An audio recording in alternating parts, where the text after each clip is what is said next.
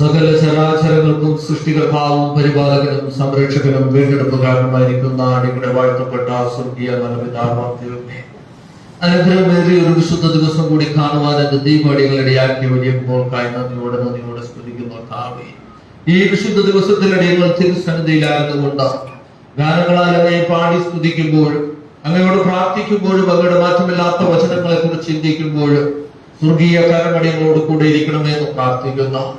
ഈ ദേശമടിയങ്ങൾക്ക് അനുകൂലമല്ല കർത്താവേ, ഈ ലോകം ഫലവൃതമായിട്ടുള്ള ദുഷ്ടതയിലൂടെ, മ്ലേച്ഛതയിലൂടെ, കഷ്ടതകളിലൂടെ, പ്രയാസങ്ങളിലൂടെ, ദുരിതങ്ങളിലൂടെ, പ്രതിസന്ധികളിലൂടെ കടന്നു പോകുമ്പോൾ എന്റെ ദൈവം അതിൽ നിന്നൊക്കെയും അടിയങ്ങളെ സംരക്ഷിച്ച് അനുഗ്രഹിക്കുന്ന വലിയ പോൾക്കായി നന്ദിയോട് സ്തുതിക്കുന്നു കർത്താവേ.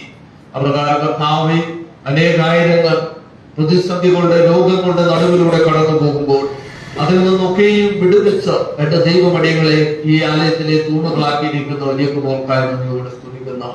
അപ്രകാരം കർത്താവടികളുടെ കഴിക്കുന്ന ആരാധന സ്വർഗത്തിന് ഹിതവും ദേശത്തിന് അനുഗ്രഹവും ദേശവാസികൾ അനുഗ്രഹിക്കപ്പെട്ടവരായിരിക്കുവാൻ എന്റെ ദൈവവിടെയാക്കി അനുഗ്രഹിക്കണമെന്ന് അടിയമായി കാൽവരിയിൽ മരിച്ചുയർത്തുന്ന ജീവിക്കുന്ന യേശുവിൻ നാമത്തിനെ ആമേൻ.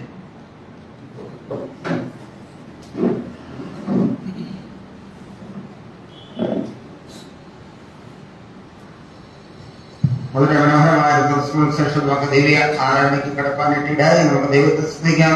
ഇതിന്റെ കടന്നുവന്നിരിക്കുന്ന എല്ലാ ദൈവങ്ങളെ ആഹാരമായി ഇന്ന് ഈ ആരാധന സ്വാഗതിച്ചാണ്. പ്രത്യേകിച്ച് നമ്മുടെ പാസ്റ്റർ കുടുംബമായിട്ടുള്ള വളരെ സന്തോഷമുണ്ട്.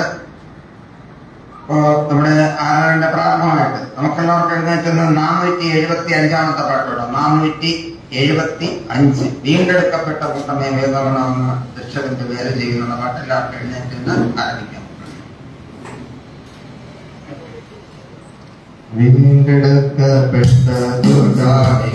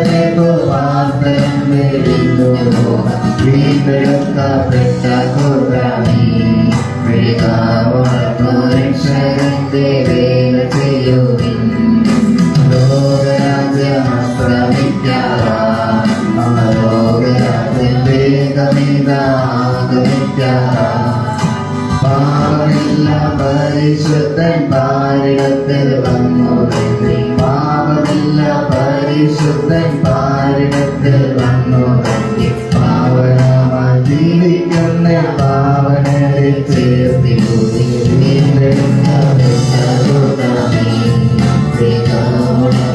രക്ഷകന്റെ വേല ചെയ്യുക.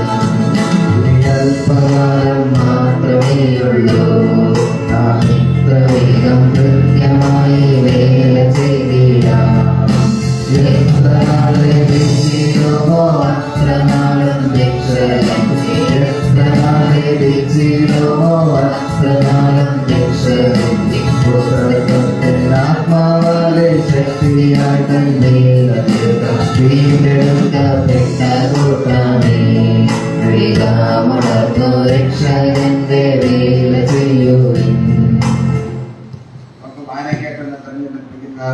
671, പേജ് നമ്പർ 671, കരുതുന്ന ദൈവം.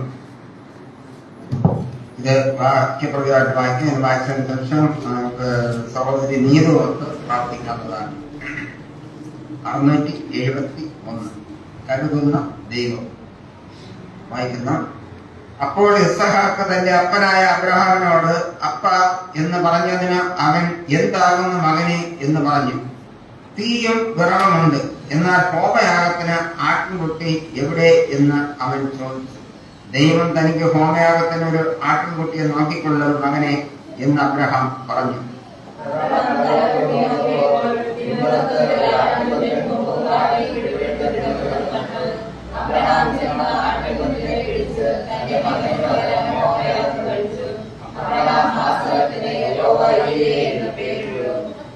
ഒരു മനുഷ്യൻ തന്റെ മകനെ വഹിക്കുന്നത് പോലെ നിങ്ങൾ ഈ സ്ഥലത്ത് എത്തുവോളം നടന്ന എല്ലാ വഴിയിലും നിങ്ങളുടെ ദൈവമായ യഹോവ നിങ്ങളെ വഹിച്ചു എന്ന് നിങ്ങൾ കണ്ടുവല്ലോ എന്ന് പറഞ്ഞു.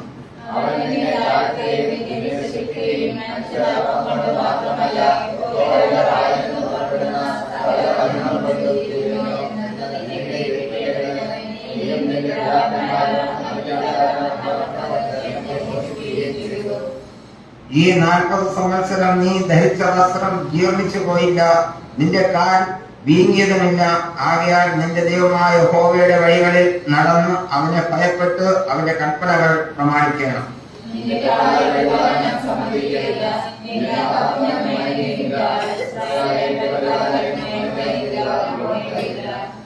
യഹോവ നിന്റെ പരിപാലകൻ, യഹോവ നിന്റെ വലത്ത ഭാഗത്ത് നിനക്ക് തണൽ. പകൽ സൂര്യനെങ്കിലും രാത്രി ചന്ദ്രനെങ്കിലും നിന്നെ ബാധിക്കുകയില്ല.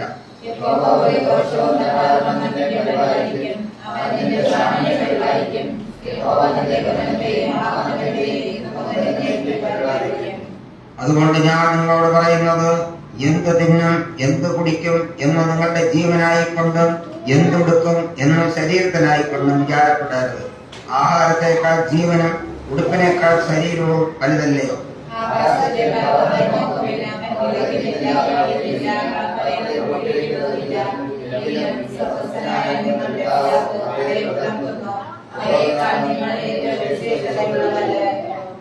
സ്വതസ്ഥനായ നിങ്ങളുടെ പിതാവ് ഇതൊക്കെയും നിങ്ങൾക്ക് ആവശ്യം അറിയുന്നല്ലോ.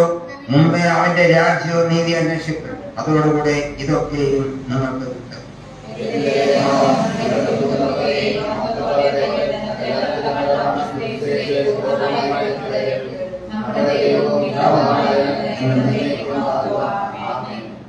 ദൈവത്തെ പാടുന്ന അനുഗ്രഹിക്കാൻ ഇടവരുത്തുവാനാകട്ടെ. നമുക്ക് മുഴങ്കാലുകളെ ഉണ്ടാക്കി പ്രാർത്ഥിക്കാം.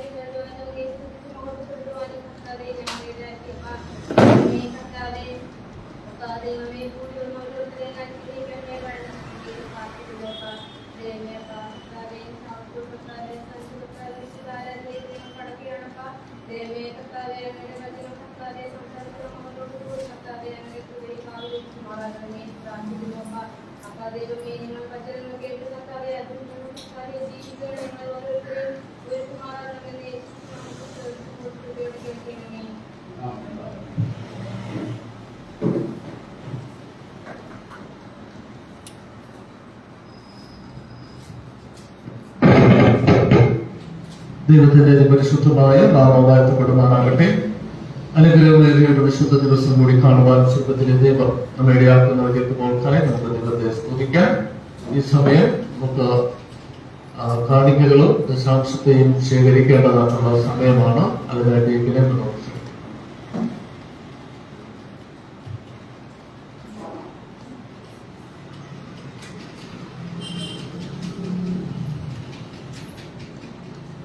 എന്നോടുള്ള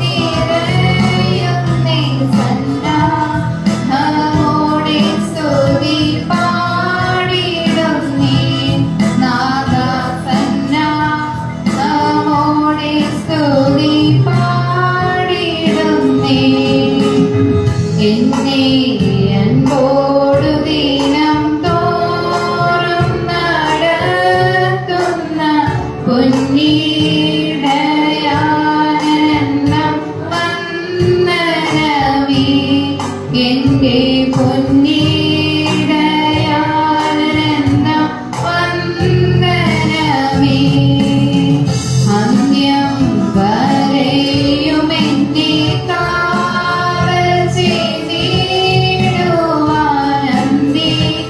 ദയുള്ള മകൾ ശക്തി നീയേ നാദാന്തി ദയുള്ള മകൾ ശക്തി നീയേ. ഈ സമയം നമുക്ക് ലഭിച്ചിരിക്കുന്ന കാണിക്കുകൾക്കും ദശാംശത്തിനുമായിട്ട് സഹോദരൻ വിപുലമായി ചേർന്ന് പ്രാർത്ഥിക്കും.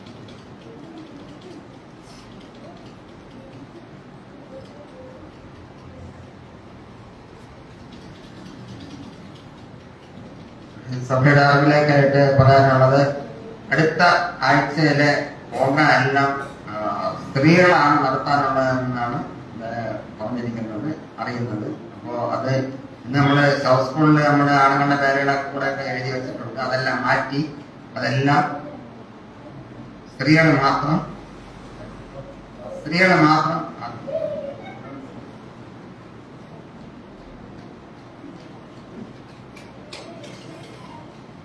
അതുകൊണ്ട് അതിനെ ഒരു ചേഞ്ച് വരുത്തി അതങ്ങനെ സ്ത്രീകളുടെ മാത്രമായിട്ട് ഉള്ള ഒരു ഇത് ആക്കണം. എല്ലാം മൊത്തം പുരുഷന്മാരെ പാടില്ല. അതിൽ പ്രാർത്ഥന പോലെ പുരുഷന്മാർക്ക് ഒന്ന് കൊടുക്കണം. എല്ലാ സ്ത്രീകളെ ആയിരിക്കണം. അത് എല്ലാവരും അത് പങ്കെടുക്കുകയും വേണം. എല്ലാവരും ആശയം അങ്ങനെ നടത്തി എത്രത്തോളം ഭംഗിയായിട്ട് നടത്താൻ പറ്റും അത്രത്തോളം ഭംഗിയായിട്ട് നടത്താനായിട്ട് ശ്രമിക്കുക.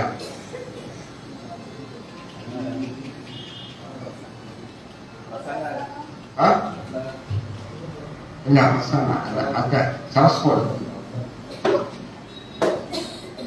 അപ്പോ അതേപോലെ 15-ാം തീയതി അതിന്റെ അടുത്ത ആഴ്ചയുടെ അതിന്റെ അടുത്ത ആഴ്ച 15-ാം തീയതി ഇതെല്ലാം യൂത്ത് മാത്രമാണ് ഇതെല്ലാം നടത്താറുണ്ട്. നമ്മുടെ വയസ്സായവരാരില്ല, തല നിറച്ചവര് മീശാച്ചവരാരും ഇല്ല, എല്ലാം യൂത്ത് മാത്രം അന്നത്തെ പരിപാടികളെല്ലാം നടത്തുന്നത്. അത് 15-ാം തീയതിയാണ്. അത് ഭംഗിയായിട്ട് നടത്താനായിട്ടുള്ള ഒരു ഏർപ്പാട് അങ്ങോട്ടും ഇങ്ങോട്ടുമൊക്കെ ഡിസ്കസ് ചെയ്ത് ശരിയാക്കുക. അപ്പൊ അടുത്ത ആഴ്ച സ്ത്രീകൾ മാത്രം, സ്ത്രീകളെന്ന് പറഞ്ഞ് വരാതിരിക്കരുത്, എല്ലാവരും പങ്കെടുക്കുകയും വേണം. ഈ സമയം നമുക്ക് ദൈവജനം സംസാരിക്കാനായിട്ട് നമ്മുടെ പാസ്റ്ററുടെ ക്ഷണിച്ചോളൂ.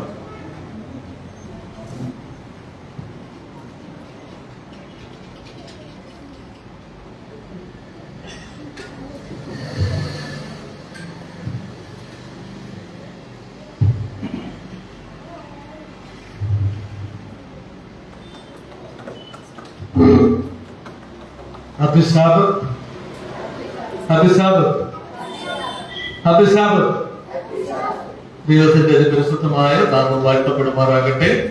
അനുഗ്രഹമേറിയ ഒരു വിശുദ്ധ ദിവസം കൂടി കാണുവാൻ സ്വർഗത്തിലെ ദൈവം നമ്മെ ഇടയാക്കുന്ന വലിയൊക്കെ പോൾക്കായി നമുക്ക് ദൈവത്തെ സ്തുതിക്കാം.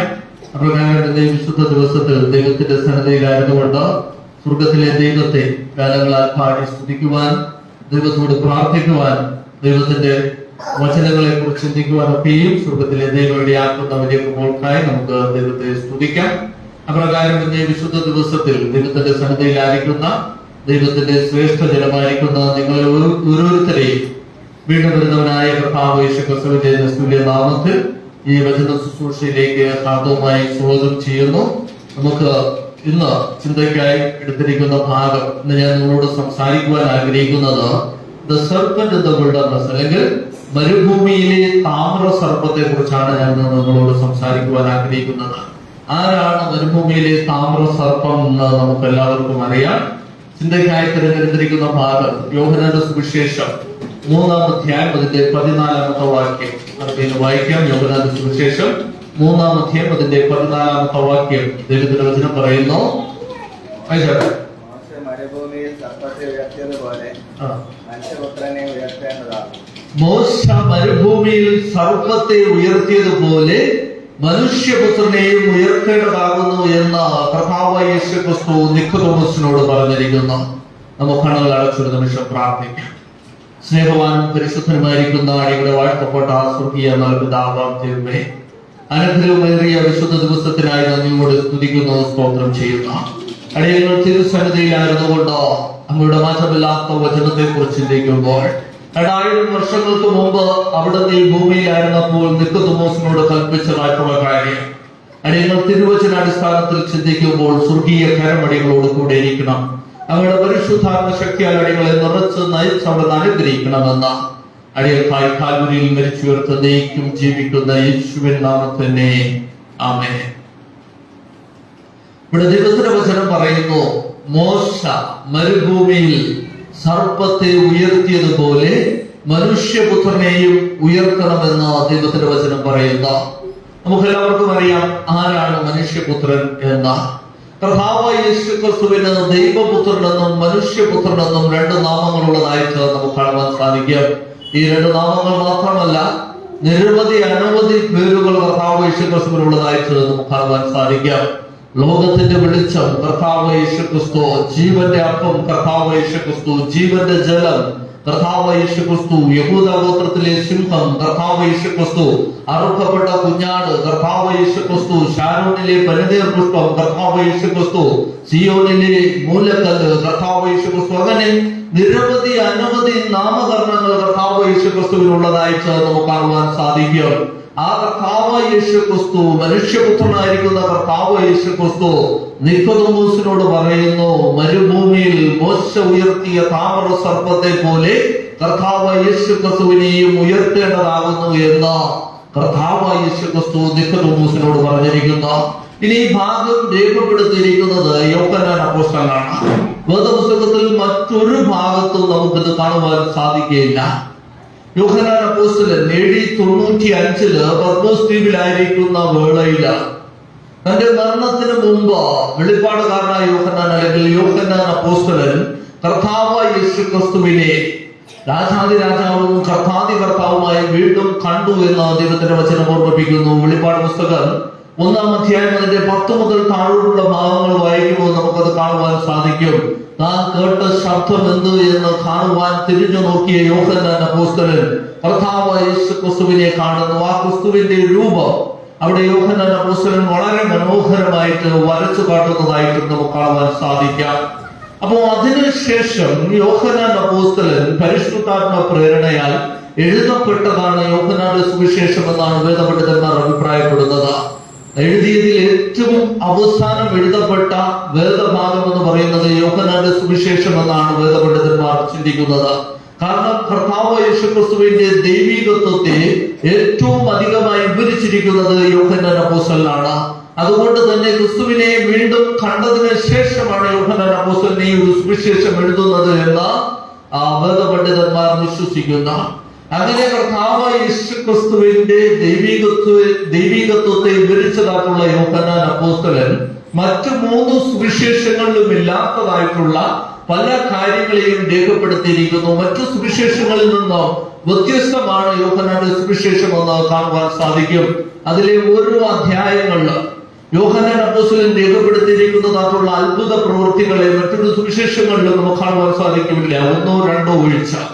അപ്രകാരത്തിൽ തന്നെ ഇവിടെ നിക്കോദോമോസുമായിട്ടുള്ള സംഭാഷണത്തിൽ, നിക്കോദോമോസ് ആര് എന്ന് നമുക്ക് എല്ലാവർക്കും അറിയാം. യോഹന്നാന്റെ സുവിശേഷം 3-ാം അധ്യായം അതിന്റെ 1 മുതൽ താഴോട്ടുള്ള ഭാഗങ്ങൾ വായിക്കുമ്പോൾ അവിടെ ദൈവത്തിന്റെ വചനം പറയുന്നത്, പരീശന്മാരിൽ പള്ളി പ്രമാണിയായിരിക്കുന്ന നിക്കോദോമോസ് എന്നാണ് ദൈവത്തിന്റെ വചനം പറയുന്നത്. അപ്പോ നിക്കോദോമോസ് ഒരു പരീക്ഷനായിരുന്നു, അതുപോലെ പള്ളിപ്രമാണിയായിരുന്നു, അതുപോലെ സ്നേഹിതൻ സംഘത്തിൽ അംഗമായിരുന്നു. അതിനെല്ലാം ഉപരി കർത്താവ് യേശുക്രിസ്തുവിന്റെ ഒരു രഹസ്യ ശിഷ്യനായിരുന്നു നിക്കോദോമോസ് എന്ന് കാണുവാൻ സാധിക്കും. കർത്താവ് യേശുക്രിസ്തു ഭൂമിയിലായിരുന്ന സമയത്ത് നിരവധി അനവധി ശിഷ്യന്മാർ ഉള്ളതുപോലെ തന്നെ ചില രഹസ്യ ശിഷ്യന്മാരും കർത്താവ് യേശുക്രിസ്തുവിനുണ്ടായിരുന്നു. അതിനൊരു ഉദാഹരണമാണ് അരിമത്യക്കാരനായ ജോസഫ്. അതുപോലെ തന്നെ നിക്കോദോമോസ്. ഈ നിക്കോദോമോസ് കർത്താവ് യേശുക്രിസ്തുവിനെ കാണാൻ വരുന്നത് തന്നെ രാത്രിയിലാണ്, ഒളിച്ചാണ് കർത്താവ് യേശുക്രിസ്തുവിനെ കാണുവാൻ വരുന്നത്. കാരണം ദേശത്തിൽ അറിയപ്പെടുന്നതായിട്ടുള്ള ഒരു വ്യക്തിയാണ് നിക്കോദോമോസ്. പരീക്ഷനായിരുന്നു, പള്ളിപ്രമാണിയായിരുന്നു, അതിനുപരി സഹീന്ദ്രൻ സംഘത്തിലെ അംഗമായിരുന്നു. അതുകൊണ്ട് തന്നെ മറ്റാരും ശ്രദ്ധിക്കാത്തതായിട്ടുള്ള സമയത്ത് നിക്കോദോമോസ് കർത്താവ് യേശുക്രിസ്തുവിനെ കാണാൻ വരുന്നു, ക്രിസ്തുവുമായി ആശയവിനിമയം നടത്തുന്നു. ആ സമയത്ത് കർത്താവ് യേശുക്രിസ്തു നിക്കോദോമോസിനോട് പറയുകയാണ്, നീ വീണ്ടും ജനിച്ചില്ല എങ്കിൽ നിനക്ക് സ്വർഗരാജ്യം കാണുവാൻ സാധിക്കുകയില്ല. അപ്പൊ നിക്കോദോമോസ് എടുത്ത് ചോദിക്കുന്നു, ഞാൻ വീണ്ടും എങ്ങനെയാണ് അമ്മയുടെ ഗർഭപാത്രത്തിൽ പോയി ജനിച്ചു വരുന്നത്? അപ്പോൾ കർത്താവ് യേശുക്രിസ്തു പറയുന്നു, സ്നാനത്തെ കുറിച്ചാണ് പറഞ്ഞിരിക്കുന്നത് എന്ന്, അല്ലെങ്കിൽ സ്നാനത്തെ കുറിച്ചാണ് ക്രിസ്തു അവിടെ പറഞ്ഞത് എന്ന് വ്യക്തമാക്കി കൊടുക്കുന്നു. അങ്ങനെ അനേകം കാര്യങ്ങൾ ഇങ്ങനെ ചർച്ച ചെയ്ത് വരുന്നതോടൊപ്പം കർത്താവ് യേശുക്രിസ്തു നിക്കോദോമോസിനോട് പറയുകയാണ്, മരുഭൂമിയിൽ മോശ സർപ്പത്തെ ഉയർത്തിയതുപോലെ മനുഷ്യപുത്രനായിരിക്കുന്ന കർത്താവ് യേശുക്രിസ്തുവിനെ ഉയർത്തേണ്ടതാകുന്നു. അതിന്റെ 15 കഴിഞ്ഞ 16ാമത്തെ വാക്യം നമുക്ക് എല്ലാവർക്കും സുപരിചിതമായിരിക്കുന്ന വാക്യമാണ്. ഒരുപക്ഷെ നമ്മുടെ ജീവിതത്തിൽ നമ്മൾ ആദ്യം കാണാതെ പഠിക്കുന്നതായിട്ടുള്ള ഒരു വാക്യം അതായിരിക്കും. യോഹന്നാൻ 3:16. തന്റെ ഏകജാതനായ പുത്രനിൽ വിശ്വസിക്കുന്ന ഏവനും നശിച്ചു പോകാതെ നിത്യജീവൻ പ്രാപിക്കേണ്ടതിന് ദൈവമകനെ നൽകുവാൻ തക്കവണ്ണം ലോകത്തെ സ്നേഹിച്ചു. ലോകത്ത് ഏറ്റവും കൂടുതൽ പ്രസംഗിക്കപ്പെട്ടിട്ടുള്ളതായിട്ടുള്ള ഒരു വേദവാക്യമാണ് ഈ യോഹന്നാൻ 3:16. ദൈവത്തിന്റെ സ്നേഹം വരച്ചു കാട്ടുന്ന, ദൈവത്തിന്റെ സ്നേഹം എപ്രകാരമാണ് എന്ന് ലോകത്തിന് വെളിപ്പെടുത്തി കൊടുക്കുന്നതായിട്ടുള്ള ഒരു വാക്യമാണ് അത്. അതുകൊണ്ട് തന്നെ അനേകം വ്യക്തികൾ ഇതിനെ കുറിച്ച് പ്രസംഗിച്ചിട്ടുണ്ട്. അനേകം ആളുകൾ ഇതിനെ മനഃപ്പാഠമാക്കി സൂക്ഷിക്കുന്നുണ്ട്. എന്നാൽ ഈ ഭാഗം കർത്താവ് യേശുക്രിസ്തു നിക്കോദോമോസിനോട് പറഞ്ഞതാണ് എന്ന് നമുക്ക് മനസ്സിലാക്കുവാൻ സാധിക്കും. ഇവിടെ കർത്താവ് യേശുക്രിസ്തു നിക്കോദോമോസിനോട് പറയുന്നു, മോശ മരുഭൂമിയിൽ സർപ്പത്തെ ഉയർത്തിയതുപോലെ മനുഷ്യപുത്രനെയും ഉയർത്തേണ്ടതാകുന്നു. ഈ ഭാഗത്ത് നിരവധി സംശയങ്ങൾ ആളുകളുടെ ഇടയിൽ നിലനിൽക്കുന്നതായിട്ടും കാണുവാൻ സാധിക്കും. കാരണം ഇവിടെ നമ്മൾ പ്രത്യക്ഷമായിട്ട് നോക്കുമ്പോൾ കർത്താവ് യേശുക്രിസ്തു മരുഭൂമിയിൽ നടന്നതാക്കുന്ന ഒരു സംഭവത്തെ എടുത്ത് കാണിച്ചുകൊണ്ട് നിക്കോദോമോസിനോട് പറയുന്നു, മോശ മരുഭൂമിയിൽ സർപ്പത്തെ ഉയർത്തിയതുപോലെ കർത്താവ് യേശുക്രിസ്തുവിനെയും ഉയർത്തേണ്ടതാകുന്നു എന്ന് പറഞ്ഞു വയ്ക്കുന്ന.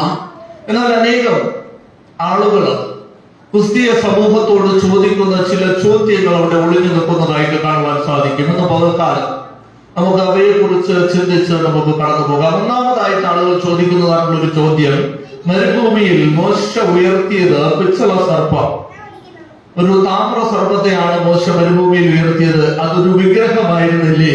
ഒരു വിഗ്രഹത്തിൽ നോക്കിയല്ലേ അന്ന് ഇസ്രായേൽ ജനം സൗഖ്യം പ്രാപിച്ചത് എന്ന് ക്രിസ്ത്യാനികളെ കളിയാക്കിക്കൊണ്ട് പലരും ചോദിക്കുന്നതായിട്ട് നമുക്ക് കാണുവാൻ സാധിക്കും.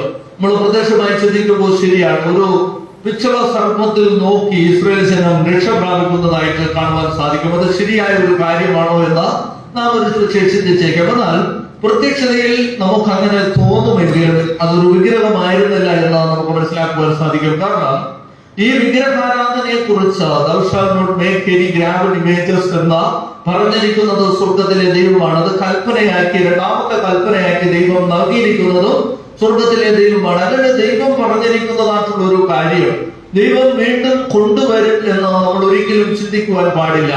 അപ്പോൾ അതിനുള്ളിൽ ചില രഹസ്യങ്ങൾ, ചില സത്യങ്ങൾ നിലനിൽക്കുന്നതായിട്ട് കാണുവാൻ സാധിക്കും. അതിനെക്കുറിച്ച് നമ്മൾ ചിന്തിക്കുന്നതിന് മുമ്പായിട്ട് നമുക്ക് ഈ പിച്ചള സർപ്പത്തെ ഉണ്ടാക്കുവാനുള്ള സാഹചര്യത്തെ കുറിച്ച് നമുക്ക് നോക്കാം. സംഖ്യാപുസ്തകം 21-ാം അധ്യായം അതിന്റെ 5-ാമത്തെ വാക്യം നമുക്ക് വായിക്കാം. സംഖ്യാപുസ്തകം 21-ാം അധ്യായം അതിന്റെ 5-ാമത്തെ വാക്യം. ദൈവത്തിനും മോശയ്ക്കും വിരോധമായി സംസാരിച്ചു, മരുഭൂമിയിൽ മരിക്കേണ്ടതിന് നിങ്ങൾ ഞങ്ങളെ മിസ്രൈം ദേശത്ത് നിന്ന് കൊണ്ടുവന്നത് എന്തിന്? ഇവിടെ അപ്പവുമില്ല വെള്ളവുമില്ല, ഈ സാരമില്ലാത്ത ആഹാരം ഞങ്ങൾക്ക് വെറുപ്പാകുന്നു എന്ന് പറഞ്ഞു. ഇവിടെ സംഖ്യാപുസ്തകം എഴുതിയത് മോശ പ്രവാചകനാണ് എന്ന് നമുക്കറിയാം. മോശ പ്രവാചകൻ ഇസ്രായേൽ ജനങ്ങളെ ഇസ്രായേൽ ദേശത്തു നിന്നും വാഗ്ദത്ത കനാൻ ദേശത്തേക്ക് കൊണ്ടുപോയിക്കൊണ്ടിരിക്കുന്നതായിട്ടുള്ള സാഹചര്യം.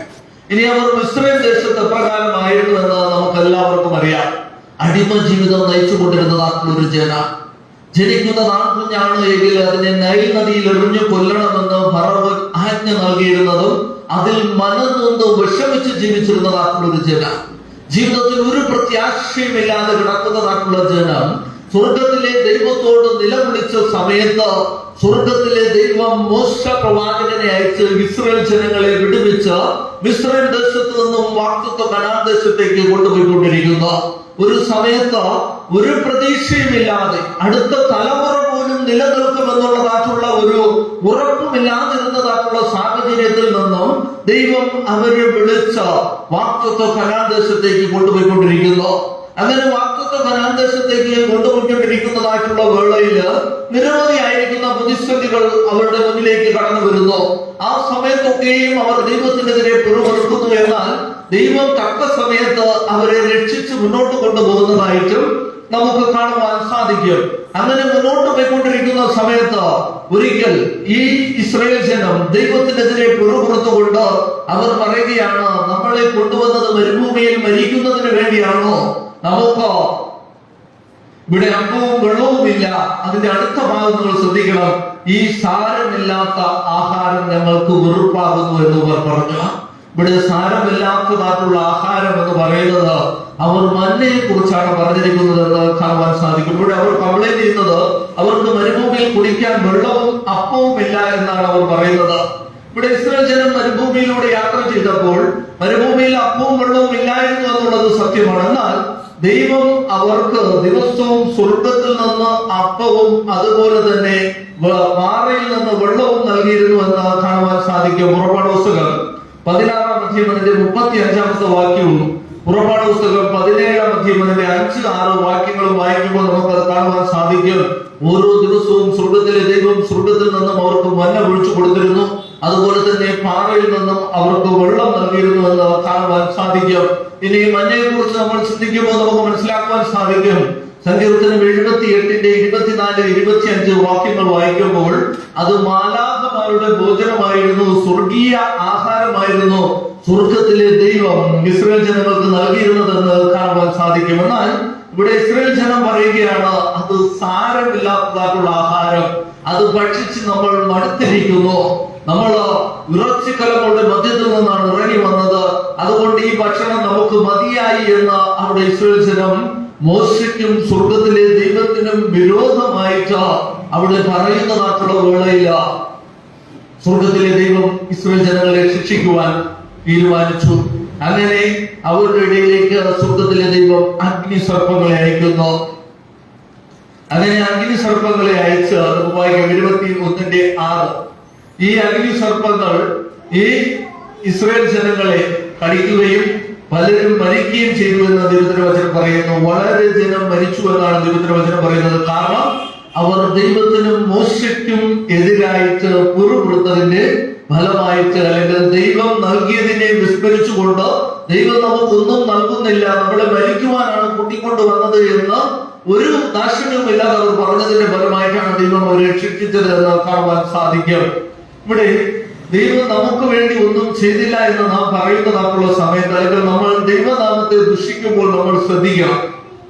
നമ്മൾ പലപ്പോഴും നമ്മുടെ ജീവിതത്തിൽ എന്തെങ്കിലും പ്രയാസം വരുമ്പോൾ നമ്മൾ എടുത്തു ചോദിക്കും, ദൈവം നമുക്ക് എന്താണ് ചെയ്തത്?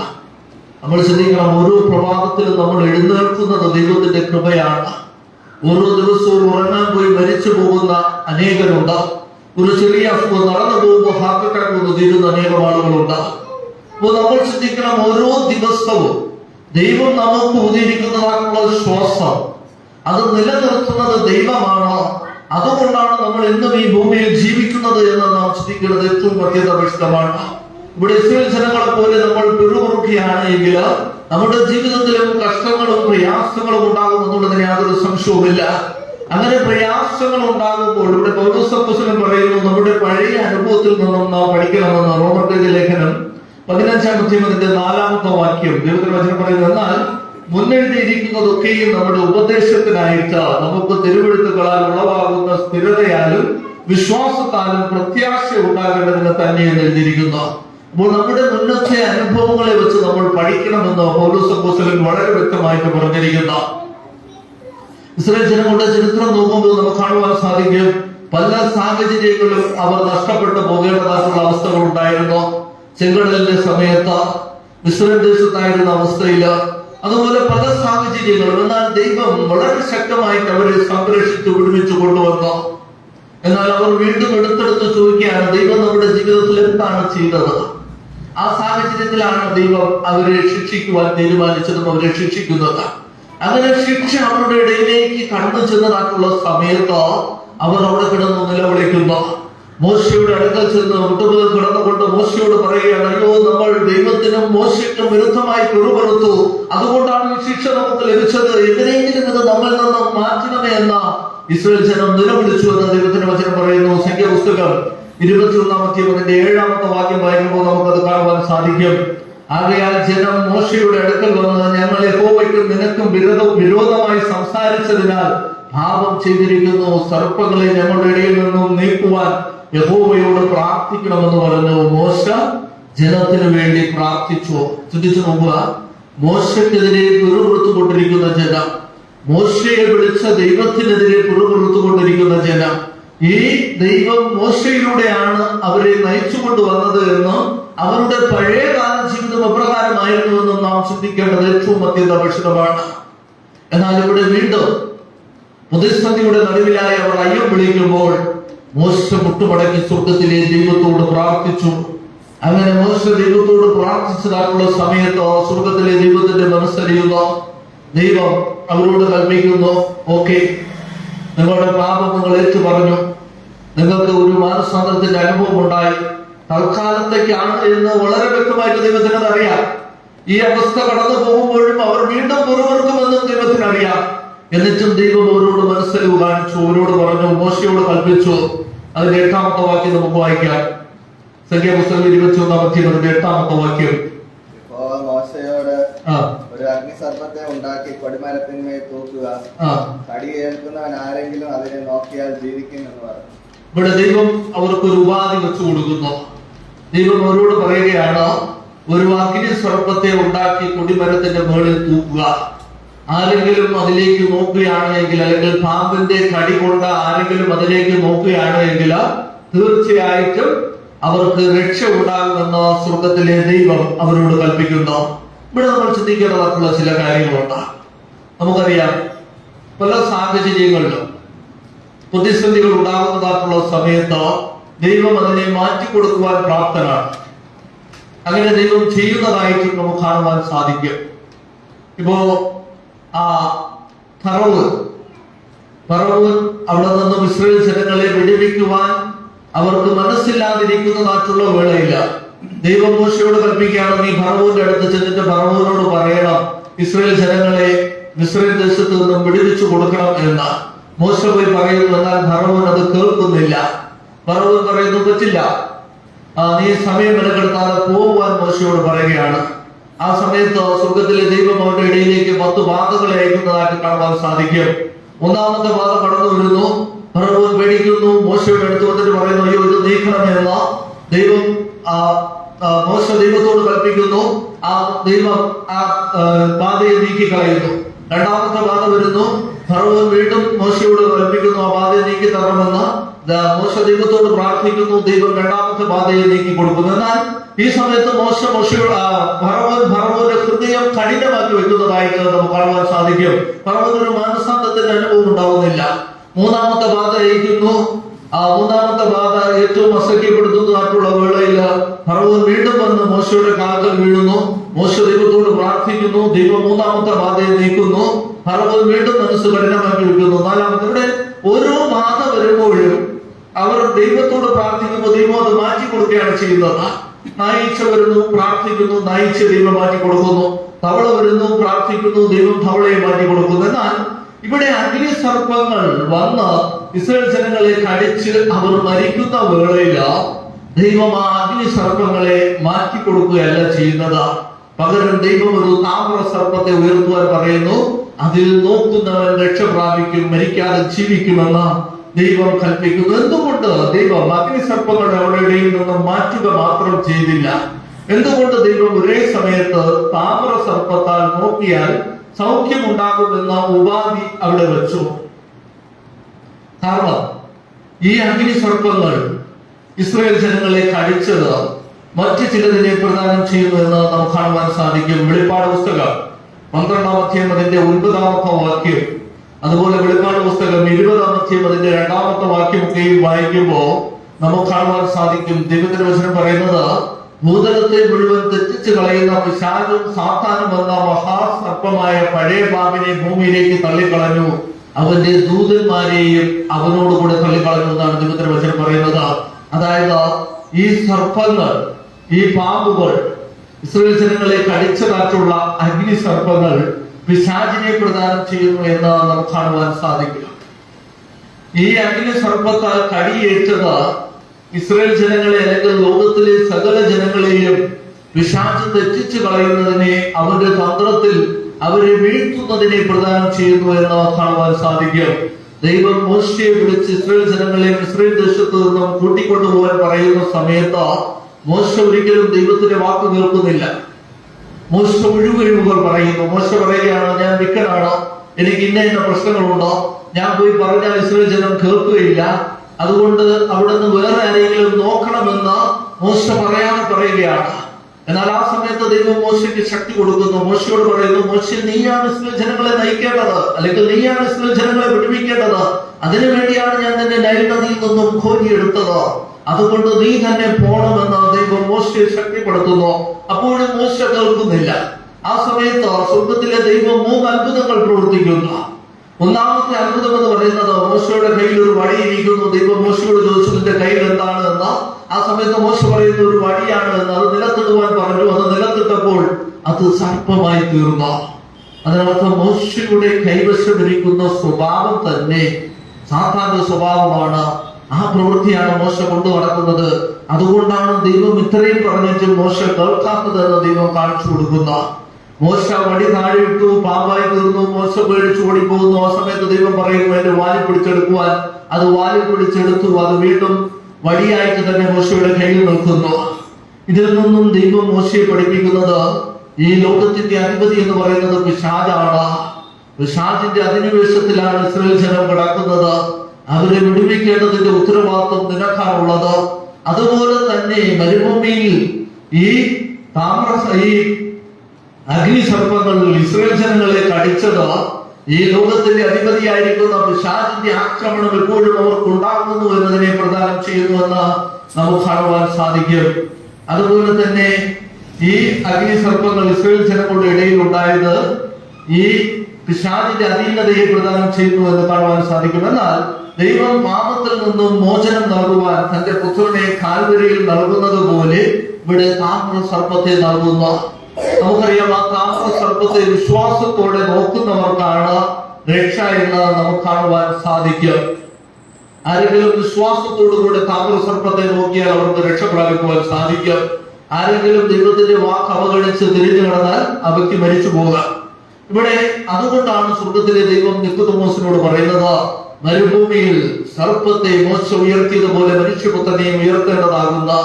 ഇവിടെ പിശാചിന്റെ കടിയേറ്റ അല്ലെങ്കിൽ അഗ്നി സർപ്പത്തിന്റെ കടിയേറ്റവർ വിശ്വാസത്തോടുകൂടെ താമ്ര സർപ്പത്തെ നോക്കിയപ്പോൾ അവർക്ക് രക്ഷയുണ്ടായി. ആരെങ്കിലും അത് അവഗണിച്ചാൽ അവർക്ക് രക്ഷയില്ല. അതുപോലെ മനുഷ്യപുത്രനെയും ഉയർത്തേണ്ടതാകുന്നു. കാൽവരിയിൽ മനുഷ്യപുത്രനെ നോക്കുന്നവർക്ക് രക്ഷയുണ്ട് എന്ന് അവിടെ നിക്കോദെമോസിനോട് കർത്താവ് യേശുക്രിസ്തു പറയുന്നു. ഇനി യോഹന്നാന്റെ സുവിശേഷം 16-ാം അധ്യായം അതിന്റെ 33-ാമത്തെ വാക്യം ദൈവത്തിന്റെ വചനം പറയുന്നു, നിങ്ങൾക്ക് എന്നിൽ സമാധാനം ഉണ്ടാകേണ്ടതിന് ഇത് നിങ്ങളോട് സംസാരിക്കുന്നു. ലോകത്തിൽ നിങ്ങൾക്ക് കഷ്ടമുണ്ട് എങ്കിലും ധൈര്യപ്പെടുവിൻ, ഞാൻ ലോകത്തെ ജയിച്ചിരിക്കുന്നു എന്ന് പറഞ്ഞു. ഇവിടെ കർത്താവ് യേശുക്രിസ്തു വളരെ വ്യക്തമായിട്ട് നമ്മെ പഠിപ്പിക്കുകയാണ്. നമ്മൾ ഈ ഭൂമിയിലായിരിക്കുമ്പോൾ നമുക്ക് കഷ്ടതയും പ്രയാസവും ദുഃഖവും ദുരിതമൊക്കെയും ഉണ്ടാവും. കാരണം ഈ ലോകത്തിന്റെ അധിപതി പിശാചാണ്. അവനെപ്പോഴും ദൈവത്തിന്റെ ജനത്തെ ആക്രമിച്ചു കൊണ്ടിരിക്കുന്നു. യോബിനെ പോലെ അവൻ ഇടപെടാതെ യോബിനെ ദുരിതപ്പെടുത്തിയതുപോലെ പ്രയാസപ്പെടുത്തിയതുപോലെ നമ്മളെ ഓരോരുത്തരെയും ആക്രമിച്ചു കൊണ്ടിരിക്കും. എന്നാൽ ഇവിടെ കർത്താവ് യേശുക്രിസ്തു നമുക്ക് നൽകുന്ന വാക്തത്വം, നമ്മൾ ധൈര്യപ്പെടുകയും കർത്താവ് യേശുക്രിസ്തു ലോകത്തെ ജയിച്ചിരിക്കുന്നത് കൊണ്ട് നമുക്ക് അതിൽ നിന്നും രക്ഷ പ്രാപിക്കുവാൻ സാധിക്കുമെന്ന് കർത്താവ് യേശുക്രിസ്തു വാക്തത്വം ചെയ്യുകയാണ്. ഇനി കർത്താവായ ദൈവത്തിന് നമ്മൾ അതിൽ നിന്നും സംരക്ഷിക്കുവാൻ സാധിക്കും. യാതൊരു സംശയവുമില്ല. സർവശക്തനാണ് നമ്മുടെ ദൈവം. നമ്മുടെ ജീവിതത്തിലെ പ്രതിസന്ധികളെവിടെയും നീക്കുവാൻ സ്വർഗത്തിലെ ദൈവത്തിന് സാധിക്കും. എന്നാൽ ദൈവം ചെയ്യുന്നത് നമ്മളെ ആ പ്രതിസന്ധിയിലൂടെ കടത്തിവിട്ട് നമ്മൾ ശക്തന്മാരാക്കി തീർക്കുകയാണ് ദൈവം ചെയ്യുന്നതെന്ന് കാണുവാൻ സാധിക്കും. ഉദാഹരണത്തിന് സാത്താന്റെ ദൂതനാൽ ലഭിച്ച ജഡത്തിൻ ശൂലത്തെ നീക്കുവാൻ പൗലോസ് അപ്പോസ്തലൻ 3 വട്ടം സ്വർഗത്തിലെ ദൈവത്തോട് പ്രാർത്ഥിക്കുന്നു. എന്നാൽ ദൈവം അതിനെ നീക്കുന്നില്ല. പകരം അതിനെ അതിജീവിക്കാനുള്ള പ്രതിവിധി ദൈവം പൗലോസ് അപ്പോസ്തലന് നൽകുന്നതായിട്ട് കാണുവാൻ സാധിക്കും. 2 കൊരിന്ത്യർക്കെഴുതിയ ലേഖനം 2-ാം അധ്യായം അതിന്റെ 7 മുതൽ 9 വരെയുള്ള ഭാഗങ്ങൾ വായിക്കുമ്പോൾ നമുക്കത് മനസ്സിലാക്കുവാൻ സാധിക്കും. ദൈവം അത് നീക്കുന്നില്ല. പകരം ദൈവത്തിന്റെ കൃപയാൽ അതിനെ അതിജീവിക്കുവാനുള്ള ശക്തിയാണ് സ്വർഗത്തിലെ ദൈവം നൽകുന്നത് എന്ന് കാണുവാൻ സാധിക്കും. ഇനി ദൈവം എപ്രകാരമാണ് നമ്മൾ സംരക്ഷിക്കുന്നത്? യെശയ്യാപ്രവചനം 43:2-3 വാക്യങ്ങൾ പറയുന്നു. നീ വെള്ളത്തിൽ കൂടി കടക്കുമ്പോൾ ഞാൻ നിന്നോട് കൂടെ ഇരിക്കും. നീ നദികളിൽ കൂടി കടക്കുമ്പോൾ അവ നിന്റെ മീതെ കവിയുകയില്ല. നമ്മൾ വെള്ളത്തിൽ കൂടി കടന്നു പോകേണ്ടതിന്റെ ആവശ്യകതയുണ്ട്. നമ്മൾ തീയുടേതായിട്ടുള്ള അനുഭവത്തിൽ കൂടെ കടന്നു പോകേണ്ടതായിട്ടുള്ള ആവശ്യകതയുണ്ട്. പക്ഷേ ഇതിലൂടെ ഒക്കെയും നമ്മൾ കടന്നു പോകണം. എന്നാൽ അതൊന്നും നമ്മളെ ധനിക്കുകയില്ല. പകരം ദൈവം നമ്മെ സംരക്ഷിക്കും എന്നാണ് ദൈവത്തിന്റെ വചനം പറയുന്നത്. അങ്ങനെ നമ്മൾ പ്രശ്നങ്ങളുടെ നടുവിലൂടെ കടന്നു പോയതിനു ശേഷം ദൈവം നമ്മളെ പ്രശ്നങ്ങളെ നേരിടുവാൻ പ്രാപ്തനാക്കി തീർക്കും എന്നാണ് ദൈവത്തിന്റെ വചനം ഓർമ്മിപ്പിക്കുന്നത്. നമ്മുടെ ജീവിതത്തിലും ചില സാഹചര്യങ്ങളിൽ പ്രശ്നങ്ങൾ ഉണ്ടാകുമ്പോൾ നമ്മൾ ചോദിക്കും, ദൈവം എന്തിനു വേണ്ടിയാണ് ഈ പ്രശ്നങ്ങൾ എന്റെ ജീവിതത്തിൽ കടന്നു വരുന്നത്? ദൈവം വരുവാനിരിക്കുന്ന വലിയ പ്രതിസന്ധികളെ തരണം ചെയ്യുന്നതിന് വേണ്ടി ദൈവം നമ്മെ പഠിപ്പിക്കുന്നതായിട്ടുള്ള സാഹചര്യങ്ങളാണ് ഇത് എന്ന് നമുക്ക് കാണുവാൻ സാധിക്കും. ഞാൻ ഒരു ഉദാഹരണം നമ്മുടെ ശ്രദ്ധയപ്പെടുത്താം. ഞാൻ കോളേജിൽ പഠിക്കുന്നതായിട്ടുള്ള സമയത്ത് എന്റെ സീനിയേഴ്സ് ചേട്ടന്മാർ എപ്പോഴും എന്നോട് പറയും, നീ ദൈവവചനം സംസാരിക്കണം, നീ ആളുകളുടെ മുമ്പിൽ നിന്നാൽ മാത്രമേ നിനക്ക് സംസാരിക്കാനുള്ള ഒരു കേപ്പബിലിറ്റി നിനക്ക് ഉണ്ടാവുകയുള്ളൂ. പക്ഷെ ആ സമയത്തൊക്കെ എന്റെ നാണം കാരണം, എന്റെ ഷെയിം കാരണം, ആളുകളെ ഫേസ് ചെയ്യാനുള്ളതായിട്ടുള്ള മടി കാരണം ഞാൻ ഈ സമയങ്ങളൊക്കെ അവഗണിച്ചു കളയും. വേറെ ആരെങ്കിലും ചെയ്യും, വേറെ ആരെങ്കിലും ചെയ്യും, വേറെ ആരെങ്കിലും ചെയ്യും എന്ന് പറഞ്ഞ് ഞാൻ ഇങ്ങനെ മാറി മാറി മാറി പോയിക്കൊണ്ടിരിക്കുക. പക്ഷേ എന്റെ പഠനം കഴിഞ്ഞ് ഞാൻ ജോലിക്ക് പ്രവേശിച്ചു കഴിഞ്ഞപ്പോഴാണ് എനിക്ക് മനസ്സിലായത്, മുമ്പ് എനിക്ക് കിട്ടിയതായിട്ടുള്ള അവസരങ്ങളെ ഞാൻ കൃത്യമായിട്ട് വിനിയോഗിച്ചിരുന്നുവെങ്കിലോ ഒരു മടിയും കൂടാതെ എനിക്ക് ആളുകളെ ഫേസ് ചെയ്യുവാൻ സാധിക്കുമായിരുന്നു. അതുപോലെയാണ് നമ്മുടെ ജീവിതത്തിലെ പ്രശ്നങ്ങൾ. ചെറിയ പ്രശ്നങ്ങൾ ഉണ്ടാകുമ്പോൾ നമ്മൾ പെറുപെറുക്കാതെ എന്തിനു വേണ്ടിയാണ് ദൈവം ഇത് നമുക്ക് അനുവദിക്കുന്നത് എന്ന് നാം ചിന്തിക്കണം. കാരണം ഇനിയും നമ്മൾ തരണം ചെയ്യേണ്ടതായിട്ടുള്ള സാഹചര്യങ്ങൾ വളരെ വലുതാണ്. ചെറിയ കഷ്ടത്തിനെ നമ്മൾ വീണുപോയാൽ വലിയ കഷ്ടം നമ്മുടെ ജീവിതത്തിൽ വരുമ്പോൾ നമ്മൾ എന്ത് ചെയ്യാം? അതുകൊണ്ട് തന്നെ പ്രതിസന്ധികളിലൂടെ നമ്മൾ കടന്നുപോയി ശക്തി പ്രാപിച്ചെങ്കിൽ മാത്രമേ നമുക്ക് ശക്തന്മാരായിട്ട് ജീവിക്കുവാൻ സാധിക്കുകയുള്ളൂ. അതുകൊണ്ടാണ് ദൈവം നമ്മുടെ ജീവിതത്തിൽ പ്രതിസന്ധികൾ നൽകുന്നത്, അല്ലെങ്കിൽ പിശാചിനെ അനുവദിക്കുന്നത്. യോബിന്റെ ജീവിതത്തിലൂടെ നമ്മൾ കടന്നു പോകുമ്പോൾ നമുക്ക് കാണുവാൻ സാധിക്കും, യോബ് അനുഭവിച്ചതിലും വലിയൊരു കഷ്ടം ഒരുപക്ഷെ നമ്മൾ ഒരിക്കലും നമ്മുടെ ജീവിതത്തിൽ ഉണ്ടായി കാണുകയില്ല. എന്നാൽ അവിടെയും യോബിനെ ദൈവം ചില പാഠങ്ങൾ പഠിപ്പിക്കുന്നതായിട്ട് നമുക്ക് കാണുവാൻ സാധിക്കും. അതുപോലെയാണ് നമ്മുടെ ജീവിതത്തില് നമ്മളെ ശക്തന്മാരാക്കുന്നതിന് വേണ്ടി പാട്ടുകാരൻ പറയുന്നത്, നിന്നെ തകർക്കുവാനോ മുടിക്കുവാനോ അല്ല ഈ ശോധന, നിന്നെ നല്ല മുത്താഴ്ച തിരഞ്ഞെടുക്കുന്നതിന് വേണ്ടിയാണ് ഈ പ്രതിസന്ധികളുടെ നടുവിലൂടെ ഒക്കെയും ദൈവം നിന്നെ കൊണ്ടുപോകുന്നത്. മോശയുടെ ജീവിതം ചിന്തിക്കുക. മോശ വളരെ കോപാകുലനായിരുന്ന ഒരു വ്യക്തിയായിരുന്നു. മോശ ഒറ്റയടിക്ക് തന്റെ കൂടെ ഉള്ളതായിട്ടുള്ള അല്ലെങ്കിൽ ഒരു ഇസ്രായേലിനെ കൊന്നുകളയുന്നതായിട്ട് കാണുവാൻ സാധിക്കും. ഈ കോപം കൊണ്ട് മോശയ്ക്ക് ഇസ്രായേൽ ജനങ്ങളെ നയിക്കുവാൻ സാധിക്കില്ല എന്ന് മനസ്സിലാക്കിയ ദൈവം മോശയെ 40 വർഷത്തേക്ക് ജെത്രോവിന്റെ അടുക്കൽ അയക്കുന്നു. അവൻ ആടുകളെ മേച്ച് തന്റെ മുന്നോട്ടുള്ള ജീവിതത്തെ കെട്ടിപ്പടുക്കുന്നതായിട്ട് കാണുവാൻ സാധിക്കും. അങ്ങനെ പ്രാപ്തനായി കഴിഞ്ഞതിന് ശേഷം ദൈവം മോശയെ ഇസ്രായേൽ ജനങ്ങളുടെ അടുക്കലേക്ക് കൊണ്ടുവരുന്ന, അതുപോലെയാണ് ദൈവം നമ്മളെ നയിക്കുന്നത് എന്ന് നാം ചിന്തിക്കുന്നത് ഏറ്റവും അത്യന്താപേക്ഷിതമാണ്. ഇവിടെ ദൈവത്തിന്റെ വചനം പറയുന്നു, ആ താമ്ര സർപ്പത്തെ നോക്കുകയാണ് എങ്കിൽ ഇസ്രായേൽ ജനങ്ങൾ ജീവിക്കും എന്ന് ദൈവം അവരോട് കൽപ്പിക്കുന്നു. അങ്ങനെ അഗ്നി സർപ്പത്തിന്റെ കടിയേറ്റവർ താമ്ര സർപ്പത്തെ നോക്കിയപ്പോൾ അവർ മരിക്കാതെ ജീവിച്ചു. വിശ്വാസത്താലാണ് അവർ ആ താമ്ര സർപ്പത്തെ നോക്കിയതെന്ന് കാണുവാൻ സാധിക്കും. അങ്ങനെ വിശ്വാസത്തോടെ നോക്കുന്നവർക്ക് രക്ഷയുണ്ടാകുമെന്ന് കാണുവാൻ സാധിക്കും. ഇവിടെ നമ്മൾ ചിന്തിക്കേണ്ടതായിട്ടുള്ള ഒരു കാര്യം, ആ താമ്ര സർപ്പത്തിന് ഒരു ശക്തിയുമില്ല എന്ന് നമുക്ക് എല്ലാവർക്കും അറിയാം. വിശ്വാസത്തോടെ അതിൽ നോക്കുന്നു. ദൈവമാണ് അവർക്ക് സൗഖ്യം നൽകുന്നത് എന്നും നമുക്ക് കാണുവാൻ സാധിക്കും. ഉദാഹരണത്തിന് ഇസ്രായേൽ ജനം പാപം ചെയ്യുമ്പോൾ യാഗങ്ങൾ അർപ്പിക്കണമെന്ന് ദൈവത്തിന്റെ വചനം കൽപ്പിച്ചിരുന്നു. എന്നാൽ ആ യാഗങ്ങൾ അവർക്ക് രക്ഷ നൽകിയിരുന്നില്ല. കർത്താവായ യേശുക്രിസ്തുവാണ് അവർക്ക് രക്ഷ നൽകുന്നത്. ഈ യാഗങ്ങളൊക്കെയും ക്രിസ്തുവിനെയാണ് പ്രദാനം ചെയ്തിരുന്നത് എന്ന് നമുക്ക് മനസ്സിലാക്കുവാൻ സാധിക്കും. ഇതൊക്കെയും വരുവാനിരിക്കുന്നതിന്റെ പ്രതീകങ്ങൾ അല്ലെങ്കിൽ നിഴലുകളായിരുന്നു എന്ന് നമുക്ക് മനസ്സിലാക്കുവാൻ സാധിക്കും. അപ്പോൾ യാഗങ്ങൾ ക്രിസ്തുവിനെ പ്രദാനം ചെയ്തിരിക്കുന്നത് പോലെ ഇവിടെ താമ്ര സർപ്പവും കർത്താവ് യേശുക്രിസ്തുവിനെ പ്രദാനം ചെയ്യുന്നു. അതിൽ നോക്കിയാൽ നമുക്ക് സൗഖ്യമുണ്ട് എന്ന് നമുക്ക് കാണുവാൻ സാധിക്കും. ഇവിടെ കർത്താവായ ദൈവം യെശയ്യാ പ്രവാചകനിലൂടെ പറയുന്നു, സകല ഭൂവാസികളുമായുള്ളവരെ എങ്കിലേക്ക് തിരിഞ്ഞ് രക്ഷപ്പെടുവിനെന്ന് പറയുന്നു. അപ്പൊ കർത്താവ് യേശുക്രിസ്തുവിലൂടെയാണ് രക്ഷ. ആ താമ്ര സർപ്പത്തിലൂടെ അല്ല രക്ഷ എന്ന് കാണുവാൻ സാധിക്കും. ആ താമ്ര സർപ്പം ക്രിസ്തുവിനെ പ്രദാനം ചെയ്യുന്നു എന്ന് നമുക്ക് മനസ്സിലാക്കുവാൻ സാധിക്കും. ഇനി ഇവിടെ നമ്മൾ നോക്കേണ്ടതായിട്ടുള്ള കാര്യം, ചിലർ പറയും താമ്ര സർപ്പം ഉണ്ടാക്കിയത് തന്നെ തെറ്റാണ് എന്ന് പറയുന്നതായിട്ട് നമുക്ക് കാണുവാൻ സാധിക്കും. ശരി, ദൈവത്തിന്റെ വചനം വളരെ സ്പഷ്ടമായിട്ട് പറയുന്നു, ഒരു വിഗ്രഹത്തെയും ഉണ്ടാക്കരുത്. മീതെ സ്വർഗത്തിലെങ്കിലും താഴെ ഭൂമിയിലെങ്കിലും ഭൂമിക്ക് കീഴെ വെള്ളത്തിലെങ്കിലും യാതൊന്നിന്റെ പ്രതിമയും അരുത് എന്ന് ദൈവത്തിന്റെ വചനം പറയുന്നു. ഇവിടെ ദൈവം ഒരിക്കലും ഇസ്രായേൽ ജനങ്ങളോട് പറയുന്നില്ല ആ വിഗ്രഹത്തെ ആരാധിക്കുവാൻ പറയുന്നില്ല. അതിലേക്ക് ജസ്റ്റ് ഒന്ന് നോക്കുക, അത് ക്രിസ്തുവിനെയാണ് പ്രദാനം ചെയ്യുന്നത്. അതിനെ നോക്കിയാൽ നിങ്ങൾക്ക് സൗഖ്യം പ്രാപിക്കുമെന്ന് ദൈവം അവരോട് കൽപ്പിക്കുന്നു.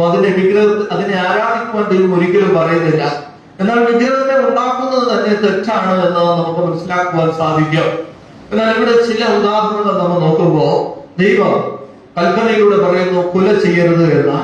അതേ സമയത്ത് ദൈവം പാപം ചെയ്യുന്നതായിട്ടുള്ള വ്യക്തികളെ കൊന്നൊടുക്കുവാനും ദൈവം ഇസ്രായേൽ ജനങ്ങളോട് കൽപ്പിക്കുന്നതായിട്ട് കാണുവാൻ സാധിക്കും. ലേവ്യ പുസ്തകം 20-ാം അധ്യായം വായിക്കുമ്പോൾ നമുക്കത് കാണുവാൻ സാധിക്കും. അത് ദൈവം അവരെ ചിലത് പഠിപ്പിക്കുന്നതിന് വേണ്ടിയാണ് അത് ചെയ്യുന്നതെന്ന് കാണുവാൻ സാധിക്കും. ഇസ്രായേൽ ജനം എപ്പോഴും കൊല ചെയ്യുന്നതിന് വേണ്ടിയല്ല, അവർ നിത്യന്യായവിധിയിൽ മരിച്ചു പോകുന്നതിനെ വെളിപ്പെടുത്തി കൊടുക്കുന്നതിന് വേണ്ടിയാണ് ദൈവം അത് ചെയ്തതെന്ന് കാണുവാൻ സാധിക്കും. അതുപോലെ തന്നെ സദൃശ്യവാക്യത്തിൽ വളരെ സ്പഷ്ടമായിട്ട് പറയുന്നു, വേശ്യാസ്ത്രീകളുമായിട്ട് നിങ്ങൾക്ക് ഒരു ബന്ധവും ഉണ്ടാകരുത് എന്ന്. എന്നാൽ അതേസമയം ദൈവം ഹോശേയ പ്രവാചകനോട് പറയുന്നു, നീ ഒരു വേശ്യാസ്ത്രീയെ വിവാഹം കഴിക്കണമെന്ന്. കാരണം ഇസ്രായേൽ ജനങ്ങളുടെ അന്നത്തെ അവസ്ഥയെ കാണിച്ചു കൊടുക്കുന്നതിന് വേണ്ടിയാണ് ദൈവം ഹോശേയ പ്രവാചകനിലൂടെ അപ്രകാരം ചെയ്തത്. ആത്മീക അർത്ഥത്തിൽ മണവാളനായിരിക്കുന്ന ദൈവം വിശ്വസ്തനാണ് എന്ന്, എന്നാൽ ദൈവത്തിന്റെ മണവാട്ടിയായിരിക്കുന്ന സഭ ഇസ്രായേൽ ജനങ്ങൾ അവിശ്വാസികളാണ് എന്ന് കാണിക്കുന്നതിന് വേണ്ടിയാണ് ദൈവം അത് ചെയ്തത്. ദൈവം ഹോശേയ പ്രവാചകനോട് മാത്രമേ പറയുന്നുള്ളൂ പ്രകാരം ചെയ്യുവാൻ. അതുപോലെ ചില സാഹചര്യങ്ങളിൽ ദൈവം ഇസ്രായേൽ ജനങ്ങളോട് പറയുന്നുള്ളൂ കൊലപാതകം ചെയ്യുവാൻ അല്ലെങ്കിൽ അവരെ കൊന്നൊടുക്കുവാൻ പറയുന്നുള്ളൂ. കാരണം ഇതൊക്കെയും ദൈവം പ്രതീകാത്മകമായി ചിലത് പഠിപ്പിക്കുന്നതിന് വേണ്ടിയാണ് അവരോട് കൽപ്പിച്ചിരിക്കുന്നത്. അതുപോലെ തന്നെയാണ് ദൈവം ഇവിടെ താമ്ര സർപ്പത്തെ കാണിച്ചുകൊണ്ട് ദൈവം അവർക്ക് കാണിച്ചു കൊടുക്കുകയാണ്. പിശാചിന്റെ അധീനതയിലായിരിക്കുന്ന ജനം കർത്താവ് യേശുക്രിസ്തുവിനെ അല്ലെങ്കിൽ ആ പാപിന്റെ തല തകർത്തതായിട്ടുള്ള ക്രിസ്തുവിനെ നോക്കിയാണ് നിങ്ങൾക്ക് രക്ഷ എന്ന് കാണിച്ചു കൊടുക്കുന്നതിന് വേണ്ടിയാണ് ദൈവം ഇത് ചെയ്യുന്നത് എന്ന് നമുക്ക് കാണുവാൻ സാധിക്കും. ചില സമയങ്ങളിൽ നമ്മൾ ദൈവത്തിന്റെ വചനം പഠിക്കുമ്പോൾ നമ്മൾ ചിന്തിക്കും ആ ദൈവവചനം ചില ഭാഗത്തൊന്നും ശരിയാകുന്നില്ല എന്ന്. കാരണം നമ്മുടെ പരിമിതമായിട്ടുള്ള അറിവുകൾ വെച്ചിട്ട് നമ്മൾ നോക്കുകയാണ് എങ്കിൽ നമുക്ക് അപ്രകാരം ചിന്തിച്ചു പോകും. എന്നാൽ ദൈവത്തിന്റെ വചനം പറയുന്നത്, എന്റെ വിചാരങ്ങൾ നമ്മുടെ വിചാരങ്ങളല്ല, ഞങ്ങളുടെ വഴികൾ എന്റെ വഴികളുമല്ല എന്നാണ് ദൈവത്തിന്റെ വചനം പറയുന്നത്. അപ്പോ നമ്മൾ വ്യക്തമായിട്ട് ദൈവവചനം നോക്കിയെങ്കിൽ മാത്രമേ നമുക്ക് അത് ശരിയാണ് എന്ന് മനസ്സിലാക്കുവാൻ സാധിക്കുകയുള്ളൂ. ഇനി നമ്മൾ പിൽക്കാലത്തെ അവസ്ഥ ചിന്തിക്കുമ്പോൾ നമുക്ക് കാണുവാൻ സാധിക്കും, ഈ മരുഭൂമിയിൽ മോശ ഉണ്ടാക്കിയതായിട്ടുള്ള താമ്ര സർപ്പത്തെ ഇസ്രായേൽ ജനങ്ങൾ ആരാധിച്ചു തുടങ്ങി എന്ന് കാണുവാൻ സാധിക്കും. മോശ പ്രവാചകൻ മരിച്ച അനേകം വർഷങ്ങൾ കഴിയുമ്പോൾ ഈ കാളക്കുട്ടിയെ വാർത്തുണ്ടാക്കി ആരാധിച്ചതുപോലെ ഈ ഇസ്രായേൽ ജനങ്ങൾ തൽക്കാലത്തെ രക്ഷയ്ക്ക് വേണ്ടി ദൈവം മരുഭൂമിയിൽ ഉയർത്തിയതായിട്ടുള്ള താമ്ര സർപ്പത്തെ ആരാധിക്കുവാൻ തുടങ്ങി എന്ന് കാണുവാൻ സാധിക്കും. രണ്ട് രാജാക്കന്മാരുടെ പുസ്തകം 18-ാം അധ്യായം അതിന്റെ 4-7 വാക്യങ്ങൾ വായിക്കുമ്പോൾ നമുക്കത് കാണുവാൻ സാധിക്കും. അങ്ങനെ ഇസ്രായേൽ ജനം ഈ താമ്ര സർപ്പത്തെ ആരാധിച്ചു തുടങ്ങുന്നതായിട്ടുള്ള വേളയിൽ ദൈവത്തിന്റെ വചനം പറയുന്നു, പരിശുദ്ധാത്മ പ്രേരണയാൽ ദൈവാത്മ പ്രേരണയാൽ ഹിസ്കിയാ രാജാവ് ഈ താമ്ര സർപ്പത്തെ തകർത്ത് ഇല്ലാതാക്കി കളഞ്ഞു എന്ന് ദൈവത്തിന്റെ വചനം പറയുന്ന. ഇതിൽ നിന്ന് നമുക്ക് മനസ്സിലാക്കുവാൻ സാധിക്കുന്നതായിട്ടുള്ള ഒരു കാര്യം, അത് ദൈവം ഇസ്രായേൽ ജനങ്ങൾക്ക് നൽകിയത് എന്നേക്കും അതിനെ ആരാധിക്കുന്നതിന് വേണ്ടിയല്ല, തൽക്കാലത്തേക്ക് ഒരു കാര്യം അവരെ പഠിപ്പിക്കുന്നതിന് വേണ്ടി മാത്രമാണ്. അല്ലെങ്കിൽ ഈ ലോകത്തിന്റെ അധിപതി എന്ന് പറയുന്നത് പിശാചാണ്. അവനെ പ്രദാനം ചെയ്യുന്ന സർപ്പമാണ് നിങ്ങളെ ഉപദ്രവിച്ചു കൊണ്ടിരിക്കുന്നത്. അവന്റെ ആ ഉപദ്രവത്തിൽ നിന്നും നിങ്ങൾക്ക് രക്ഷ പ്രാപിക്കണമെങ്കിൽ ഉയർത്തപ്പെട്ട അത് തല തകർത്തതായിട്ടുള്ള കർത്താവ് യേശു ക്രിസ്തുവിൽ നോക്കിയാലാണ് നിങ്ങൾക്ക് രക്ഷ എന്ന് കാണിച്ചു കൊടുക്കുന്നതിന് വേണ്ടിയാണ് ദൈവം ഇത് ചെയ്തത് എന്ന് നമുക്ക് കാണുവാൻ സാധിക്കും. അതുകൊണ്ടാണ് സ്വർഗത്തിലെ ദൈവം നിക്കോദെമോസിനോട് സംസാരിച്ചതായിട്ടുള്ള വേളയിൽ മരുഭൂമിയിൽ താമ്ര സർപ്പത്തെ ഉയർത്തിയതുപോലെ മനുഷ്യപുത്രനെയും ഉയർത്തേണ്ടതാകുന്നു എന്ന് അവരോട് പറഞ്ഞത്, അല്ലെങ്കിൽ നിക്കോദെമോസിനോട് പറഞ്ഞത് എന്ന് നമുക്ക് കാണുവാൻ സാധിക്കും. ഇനി രണ്ടാമതായിട്ട് ഇവിടെ വരുന്നതായിട്ടുള്ള മറ്റൊരു ചോദ്യം, സർപ്പം സാത്താനെ പ്രദാനം ചെയ്യുന്നു. പിന്നെ എന്തുകൊണ്ട് സാത്താനെ പ്രദാനം ചെയ്യുന്നതായിട്ടുള്ള ഈ സർപ്പത്തോട് കർത്താവ് യേശു ക്രിസ്തുവിനെ ഉപമിച്ചു എന്നുള്ളതാണ് രണ്ടാമത്തെ ചോദ്യം. നമുക്കറിയാം, താമ്ര സർപ്പം പിശാചിനെ പ്രദാനം ചെയ്യുന്നു. അങ്ങനെ പിശാചിനെ പ്രദാനം ചെയ്യുന്ന ക്രിസ്തുവിനെ എന്തുകൊണ്ടാണ്, ആ പിശാചിനെ പ്രദാനം ചെയ്യുന്ന സർപ്പത്തെ എന്തുകൊണ്ടാണ് ക്രിസ്തുവിനോട് ഉപമിച്ചിരിക്കുന്നത് എന്നാണ് ചോദ്യം. എന്നാൽ നമ്മൾ മനസ്സിലാക്കേണ്ടതായിട്ടുള്ള ഒരു കാര്യം, ഉൽപ്പത്തി പുസ്തകം 3-ാം അധ്യായം അതിന്റെ 14-ാമത്തെ വാക്യം വായിക്കുമ്പോൾ അവിടെ ദൈവത്തിന്റെ വചനം പറയുന്നത്, യഹോവയായ ദൈവം പാപിനോട് കൽപ്പിച്ചത്, നീ ഇത് ചെയ്തിരിക്കൊണ്ട് എല്ലാ കന്നുകാലികളിലും എല്ലാ കാട്ടുമൃഗങ്ങളിലും വെച്ച് നീ ശപിക്കപ്പെട്ടിരിക്കുന്നു. ഈ പാമ്പ് എന്ന് പറയുന്നത് ശപിക്കപ്പെട്ടതായിട്ടുള്ള ഒരു ജീവിയാണ് എന്ന് നമുക്ക് കാണുവാൻ സാധിക്കുക. നമ്മൾ ഏതൻ തോട്ടത്തിലേക്ക് കടന്നു ചെല്ലുമ്പോൾ ഏതൻ തോട്ടത്തിലെ പാമ്പ് എന്ന് പറയുന്നത് അത് സാത്താനല്ല. എന്നാൽ അവയെ വഞ്ചിക്കാൻ സാത്താൻ ഉപയോഗിച്ച ഒരു ഉപാധി മാത്രമാണ് പാമ്പ്, അല്ലെങ്കിൽ പാമ്പിന്റെ ഉള്ളിൽ പിശാച് കടന്നാണ് അവയെ വഞ്ചിച്ചത് എന്ന് നമുക്ക് കാണുവാൻ സാധിക്കും. ഏതൻ തോട്ടത്തിൽ ഒരു പാമ്പിന്റെ മധ്യസ്ഥതയിലാണ് സാത്താൻ അത് ചെയ്തത് എന്ന് കാണുവാൻ സാധിക്കും. അങ്ങനെ സാത്താൻ ഉപയോഗിച്ച പാമ്പിലൂടെ പാപത്തിന്റെ ഫലമായ ശാപം ഈ ഭൂമിയിലേക്ക് കടന്നു വന്നു എന്ന് കാണുവാൻ സാധിക്കും. പിശാച് പാമ്പിന്റെ ഉള്ളിലൂടെ കടന്ന് അവയെ വഞ്ചിച്ചു. അങ്ങനെ അവയെ വഞ്ചിച്ചതിന്റെ ഫലമായിട്ട് ദൈവത്തിന്റെ വചനം പറയുന്നു, പാപത്തിന്റെ ഫലമായിട്ട് ഭൂമി ശാപഗ്രസ്തമായി തീർന്നു എന്നാണ് ഉൽപ്പത്തി പുസ്തകത്തിൽ പറഞ്ഞിരിക്കുന്നത്. അപ്പോൾ പാമ്പിന്റെ ഉള്ളിൽ പിശാച് കടന്ന് അവയിലൂടെ തെറ്റിച്ചു എന്ന് കാണുവാൻ സാധിക്കും. ഇന്ന് ലോകത്ത് നമ്മൾ നോക്കുമ്പോഴും നമുക്ക് കാണുവാൻ സാധിക്കും, അനേകം ആളുകളുടെ പിശാച് ബാധിച്ചതായിട്ടുള്ള അനേകം ആളുകൾ കർത്താവ് യേശു ക്രിസ്തുവിന്റെ സമയത്ത് നമുക്കത് കാണുവാൻ സാധിക്കും. ലിബ്യൂനെ പോലെ പിശാച് ബാധിച്ചതായിട്ടുള്ള ഭൂതഗ്രസ്തരായിട്ടുള്ള ആളുകൾ. പക്ഷെ അവരാരും പിശാചുക്കളോ അല്ലെങ്കിൽ അവരാരും സാത്താനോ അല്ല. കാരണം അവർ സാത്താനാൽ ബാധിക്കപ്പെട്ടവരാണ് എന്ന് കാണുവാൻ സാധിക്കും. അതുപോലെ തന്നെ ഏതൻ തോട്ടത്തിലെ പാമ്പ് എന്ന് പറയുന്നത് പിശാചിനാൽ ബാധിക്കപ്പെട്ടതാണ് എന്ന് കാണുവാൻ സാധിക്കും. എന്നാൽ ആ പ്രവർത്തനത്തിന്റെ ഫലമായിട്ട് ശാപം ഈ ലോകത്തിലേക്ക് കടന്നു വന്നു. ദൈവം പാപിനെ അവിടെ ശപിക്കുന്നതായിട്ടും കാണുവാൻ സാധിക്കും.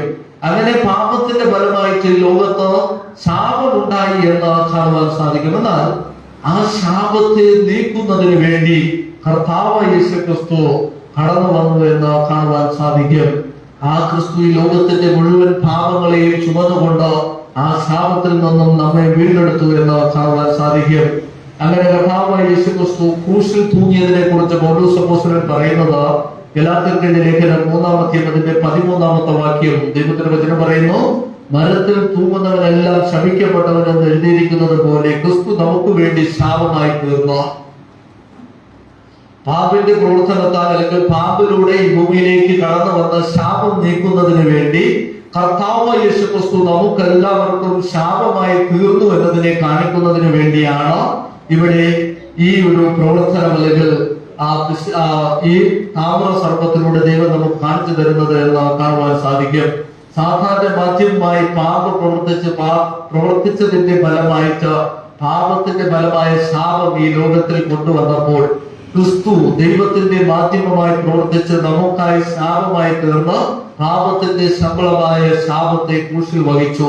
ഇങ്ങനെ ക്രിസ്തു ഇങ്ങനെ ക്രിസ്തുവിന്റെ ശാപം നമുക്ക് അനുഗ്രഹമായി തീർന്നു. ക്രിസ്തു നമുക്ക് വേണ്ടി ശാപമായി തീർന്നതിലൂടെ നമുക്ക് ലഭിച്ച അനുഗ്രഹത്തെ കുറിച്ച് പൗലോസ് അപ്പോസ്തലൻ പറയുന്നത് ഗലാത്യർ 3:13-14 വാക്യം വായിക്കുമ്പോൾ, അബ്രഹാമിന്റെ അനുഗ്രഹം ക്രിസ്തുയേശുവിൽ ജാതികൾക്ക് വരേണ്ടതിന് നാം ആത്മാവെന്ന വാക്തത്വ വിഷയം വിശ്വാസത്താൽ പ്രാപിപ്പാൻ തന്നെ. അപ്പോൾ കർത്താവ് യേശുക്രിസ്തു ക്രൂശാവുന്ന മരത്തിൽ തൂങ്ങി മരിച്ചതിലൂടെ നമ്മുടെ ഓരോരുത്തരുടെയും ശാപം നീക്കി, ക്രിസ്തു ശാപമായി തീർന്നുകൊണ്ടാണ് നമ്മുടെ ശാപം നീക്കിയത് എന്ന് നമുക്ക് കാണുവാൻ സാധിക്കും. 1 പത്രോസിന്റെ ലേഖനം 2-ാം വാക്യം, നാം പാപം സംബന്ധിച്ച് മരിച്ച് നീതിക്ക് ജീവിക്കേണ്ടതിന് അവൻ തന്റെ ശരീരത്തിൽ നമ്മുടെ പാപങ്ങളെ ചുമന്നുകൊണ്ട് ക്രൂശിന്മേൽ കയറി അവന്റെ അടിപ്പിണരാൽ നിങ്ങൾക്ക് സൗഖ്യം വന്നുമിരിക്കുന്നു. അപ്പോ പാമ്പ് എന്ന് പറയുന്നത് ശപിക്കപ്പെട്ടതായിട്ടുള്ള ഒരു ജീവിയാണ്. ആ ശപിക്കപ്പെട്ട ജീവിയുടെ പ്രവർത്തനത്തിന്റെ ഫലമായിട്ട് ഈ ലോകം ശപിച്ചു എന്ന്, ആ ലോകത്തിന്റെ ശാപം നീക്കുന്നതിന് വേണ്ടി കർത്താവ് യേശുക്രിസ്തു ശാപമായി തീർന്നു. നമ്മള് മത്തായിയുടെ സുവിശേഷം 27-ാം അധ്യായം 46 വാക്യം വായിക്കുമ്പോൾ അവിടെ കർത്താവ് യേശുക്രിസ്തു ഉറക്കെ നിലവിളിച്ച് പറയുന്നു, എന്റെ ദൈവമേ എന്നെ കൈവിട്ടത് എന്ത് എന്ന്. കാരണം പിതാവായ ദൈവം ഈ ലോകത്തിന്റെ മുഴുവൻ പാപവും മുഴുവൻ ശാപവും പുത്രനായ ക്രിസ്തുവിന്റെ മേൽ ഇട്ടതായിട്ടുള്ള വേളയില ഈ ലോകത്തിന്റെ സകല പാപവും വഹിച്ചതായിട്ടുള്ള കർത്താവ് യേശുക്രിസ്തു വളരെ കഷ്ടതയായി തീർന്ന സാഹചര്യത്തിലാണ് പിതാവായ ദൈവത്തോട് ചോദിക്കുന്നത്, എന്നെ കൈവിട്ടത് എന്ത് എന്നാണ്. ഇനി ഗെത്സമനിയുടെ അനുഭവത്തിൽ നമ്മൾ നോക്കുമ്പോൾ കർത്താവ് യേശുക്രിസ്തു പറയുകയാണ്, കഴിയുമെങ്കിൽ ഈ പാനപാത്രം എന്നിൽ നിന്നും നീക്കണമേ എന്ന. കാരണം അത്രത്തോളം കഠിനമേറിയതായിരുന്നു ആ ശാപത്തിന്റെ അനുഭവം. അത് ക്രിസ്തു വഹിച്ചപ്പോൾ ദൈവത്തിന്റെ വചനം പറയുന്നത്, കണ്ടാൽ ആളറിയുവാൻ കഴിയാത്ത വിധം വികൃതമായി തീർന്നു ക്രിസ്തു എന്നാണ്. അത്രത്തോളം കഠിനമായിരുന്നു പാപത്തിന്റെ അവസ്ഥ. ആ അവസ്ഥ കർത്താവ് യേശുക്രിസ്തു അവസ്ഥയിലൂടെ കടന്നു പോയപ്പോൾ അത് വഹിക്കുവാൻ കഴിയാത്തതായിട്ടുള്ള സാഹചര്യം ഉണ്ടായപ്പോഴാണ് ക്രിസ്തു വിളിച്ചു പറഞ്ഞത്, ഈ പാനപാത്രം എന്നിൽ നിന്നും നീക്കണമേ എന്ന. എന്നാൽ ഒരിക്കലും പിതാവായ ദൈവത്തിന് നീക്കുവാൻ കഴിയുന്നതല്ല. കാരണം രക്ഷാപദ്ധതി പരാജയപ്പെട്ടു പോവുക. ആ സ്ത്രത്തോളം കർത്താവ് യേശുക്രിസ്തു ശാപമായി തീർന്നു എന്ന് ഈ ലോകത്തിന് കാണിച്ചു കൊടുക്കുന്നതിന് വേണ്ടിയാണ് ഇവിടെ കർത്താവ് യേശുക്രിസ്തുവിനെ താമ്രസർപ്പത്തോട് ഉപമിച്ചിരിക്കുന്നത് എന്ന് കാണുവാൻ സാധിക്കും. ലോകത്തിന് കർത്താവ് യേശുക്രിസ്തു എപ്രകാരം ശാപമായി തീർന്നു എന്ന് കാണിക്കുന്നതിന് വേണ്ടിയാണ് ഈ താമ്രസർപ്പത്തിന്റെ ഉപമ അവിടെ കൊണ്ടുവന്നത് എന്ന് നമുക്ക് മനസ്സിലാക്കുവാൻ സാധിക്കും. അങ്ങനെ കർത്താവ് യേശുക്രിസ്തു നമ്മുടെ ശാപങ്ങളെ വഹിച്ചതുകൊണ്ട് ദൈവത്തിന്റെ വചനം പറയുന്നു, ഇപ്പോൾ ക്രിസ്തു യേശുവിലുള്ളവർക്ക് ഒരു ശിക്ഷാവിധിയും ഇല്ല എന്ന്. കാരണം കർത്താവ് യേശുക്രിസ്തു നമ്മുടെ എല്ലാവരുടെയും ശാപം കർത്താവ് യേശുക്രിസ്തു ക്രൂശിൽ വഹിച്ചു. ഇനി ഇതിനെ കുറിച്ച് പൗലോസ് അപ്പോസ്തലൻ പറയുന്നത്, പാപമില്ലാത്തവനെ പിതാവായ ദൈവം നമുക്കെല്ലാവർക്കും വേണ്ടി പാപമാക്കി തീർത്തു എന്നാണ് ദൈവത്തിന്റെ വചനം പറയുന്നത്.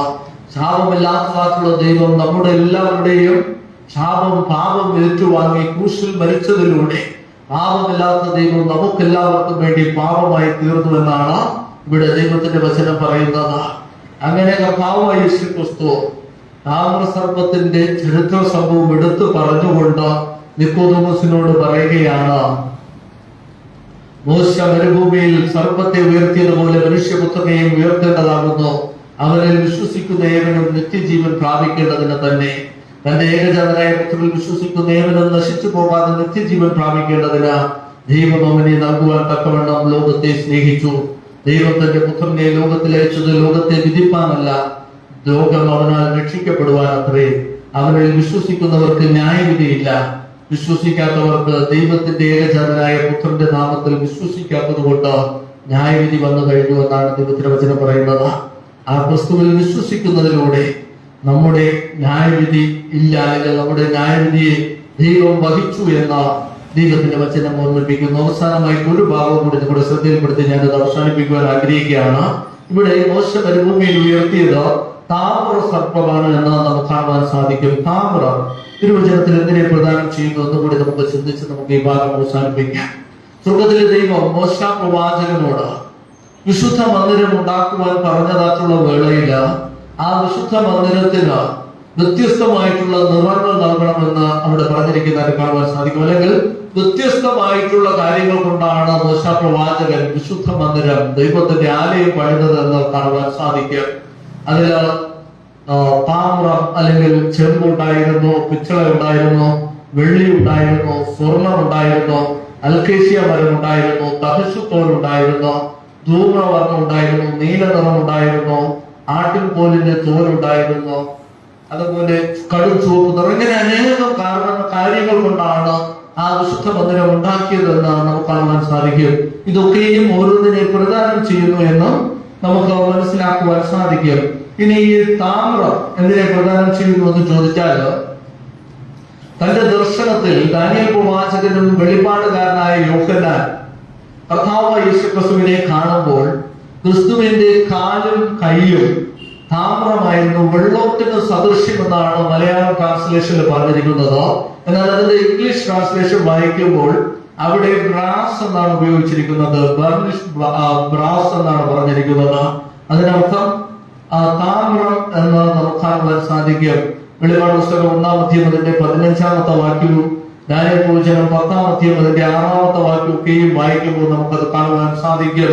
ഇനി പഴയ നിയമം എബ്രായ ഭാഷയിലാണ് എഴുതിയിരിക്കുന്നത്. എബ്രായ ഭാഷയിൽ താമ്ര നിറം മനുഷ്യന്റെ നിറത്തെ പ്രദാനം ചെയ്യുന്നു എന്ന് കാണുവാൻ സാധിക്കും. ദൈവം മാധവനെ സൃഷ്ടിച്ചത് ചെമ്മണ്ണിലാണ് എന്നാണ് അതിന്റെ മൂല പരിഭാഷ നമ്മൾ വായിക്കുമ്പോൾ നമുക്ക് മനസ്സിലാക്കുവാൻ സാധിക്കുന്നത്. അത് താമ്രത്തിന്റെ നിറമാണ് എന്നും കാണുവാൻ സാധിക്കും. ആദിമ മനുഷ്യനായ ആദമിന്റെ പേരിന്റെ അർത്ഥം തന്നെ ചെമ്മണ്ണ് എന്നാണ്. പ്രവചന പുസ്തകത്തിൽ ക്രിസ്തുവിന്റെ കരവും കാലും താമ്ര നിറത്താൽ കാണുവാൻ കഴിയും. കാരണം ക്രിസ്തു മനുഷ്യനെ വീണ്ടെടുക്കാൻ വന്നത് മനുഷ്യ പ്രകൃതത്തിലായതുകൊണ്ടാണ് അങ്ങനെ ഒരു ഇത് നൽകിയിരിക്കുന്നത്. അറിയാം, നമ്മൾ നേരത്തെ പഠിപ്പിച്ചപ്പോൾ പറഞ്ഞു, ദൈവം മനുഷ്യ രൂപത്തിൽ വന്നാണ് മനുഷ്യനെ വീണ്ടെടുത്തത് എന്ന് നമുക്ക് കാണുവാൻ സാധിക്കും. അപ്പോൾ കാൽവരിയിൽ ക്രിസ്തുവിന്റെ കൈയും കാലും ആണികളാൽ തുളയ്ക്കപ്പെട്ടു.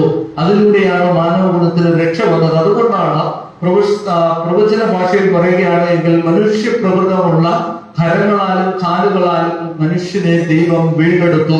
നമ്മൾ പഴയ നിയമത്തിൽ നോക്കുകയാണെങ്കിൽ മോശെ മരുഭൂമിയിൽ ഉയർത്തിയതായിട്ടുള്ള താമ്ര സർപ്പത്തിനും ഈ സർപ്പത്തിനും താമ്രമാണ് കാണുന്നത്. അതിനർത്ഥം കർത്താവായ യേശുക്രിസ്തു നമ്മെ വീണ്ടെടുത്തതിനെ പ്രദാനം ചെയ്യുന്നു എന്ന് കാണുവാൻ സാധിക്കും. ഇനി വിശുദ്ധ മന്ദിരത്തിന്റെ 2 ഭാഗങ്ങളാണ് താമ്രം കൊണ്ടാണ് നിർമ്മിച്ചിരിക്കുന്നത്. പ്രാകാരത്തിന്റെ ഹോമയാഗപീഠവും അതുപോലെ താമ്രത്തൊട്ടിയും. ഹോമയാഗപീഠം നമുക്ക് എല്ലാവർക്കും അറിയാം. എന്തിനു വേണ്ടിയാണ് ഹോമയാഗപീഠം ഉപയോഗിച്ചിരുന്നത്? ഹോമയാഗപീഠത്തിലാണ് യാഗമൃഗങ്ങളെ യാഗം കഴിച്ചിരുന്നത് എന്ന് നമുക്ക് കാണുവാൻ സാധിക്കും. ഒരു വ്യക്തി പാപം ചെയ്തു കഴിഞ്ഞാൽ ആ പാപത്തിന് പരിഹാരമായിരിക്കുന്ന യാഗമൃഗത്തെ കൊണ്ട് പുരോഹിതന്റെ അടുത്ത് വരുന്നു. പുരോഹിതൻ അതിന്റെ തലയിൽ കൈവച്ച് ഈ വ്യക്തിയുടെ പാപങ്ങളൊക്കെയും ആ യാഗമൃഗത്തിന്റെ മേലാക്കുന്നു.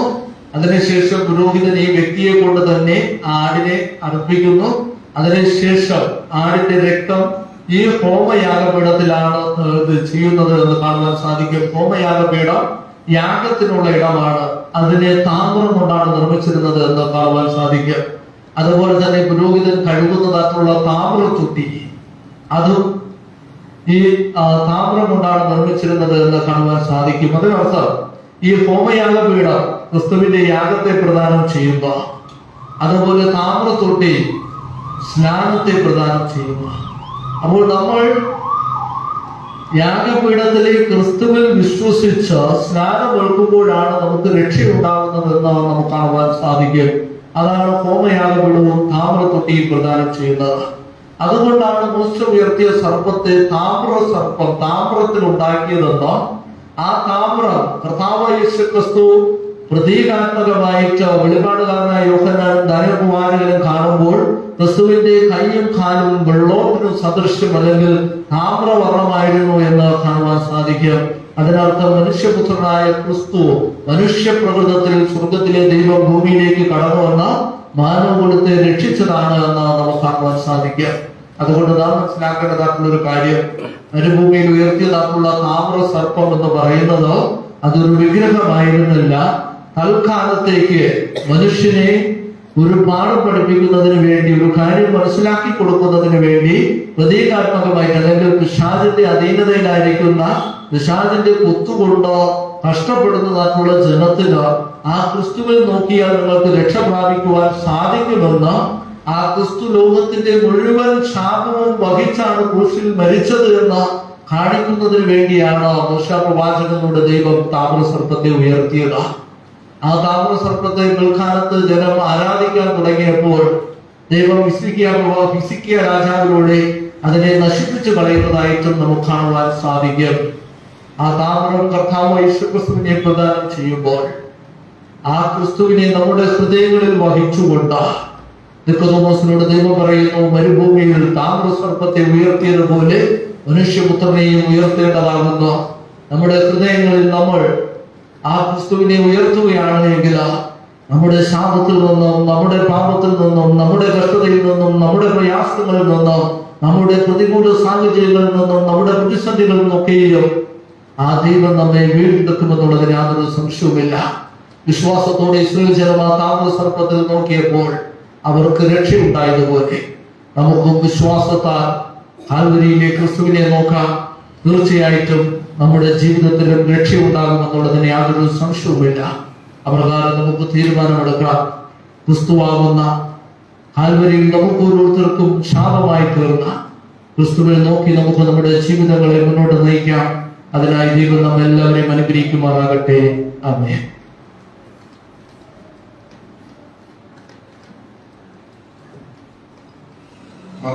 സംസാരിച്ച പാസ്റ്റർ പറയുന്നു നമ്മുടെ ആറാമത്തെ അവസാനമായിട്ട് മറ്റുള്ള 326 326 യേശു മണവാളൻ.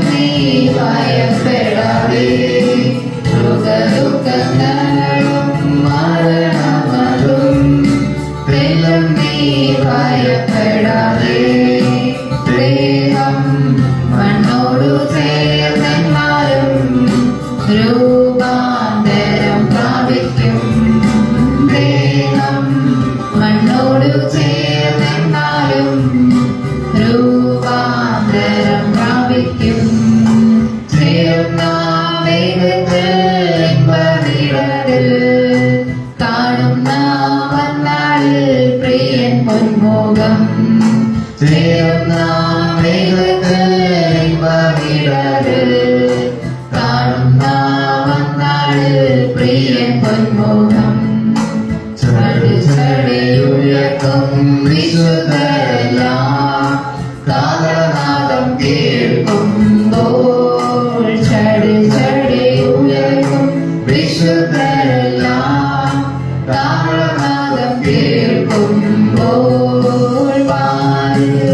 പാർക്കുന്ന നാമങ്ങളിൽ രൂപാന്തരം പ്രാപിക്കും. പാർക്കുന്ന നാമങ്ങളിൽ രൂപാന്തരം പ്രാപിക്കും. ചേരുന്ന വേഗത്തിൽ ഇമ്പവിടകൾ കാണും നാമങ്ങളിൽ പ്രിയൻ പൊന്മുഖം. ചേരുന്ന വേഗത്തിൽ ഇമ്പവിടകൾ കാണും നാമങ്ങളിൽ പ്രിയൻ പൊന്മുഖം.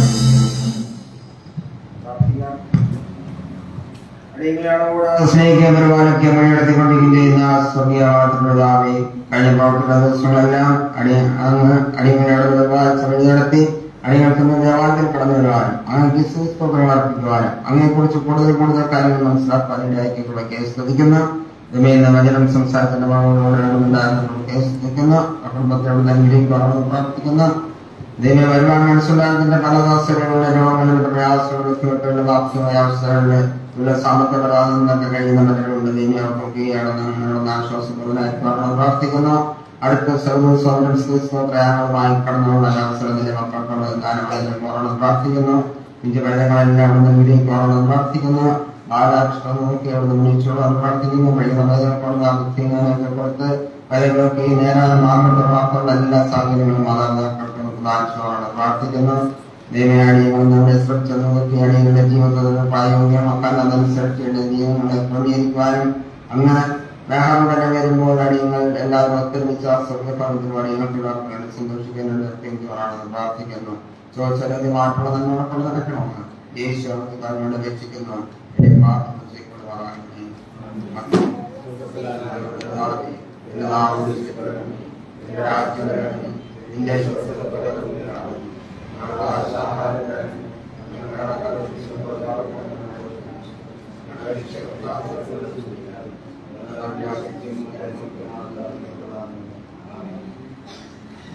പിതാവായ ദൈവത്തിന്റെ സ്നേഹവും പുത്രനായ യേശുക്രിസ്തുവിന്റെ കൃപയും ആശ്വസിപ്പിക്കുന്ന പരിശുദ്ധാത്മാവിന്റെ കൂട്ടായ്മയുടെ നാം ഓരോരുത്തരോട് ഇന്ന് വന്നേക്കും അങ്ങയുടെ വരവോളം കൂടെ ഇരിക്കുമാറാകട്ടെ.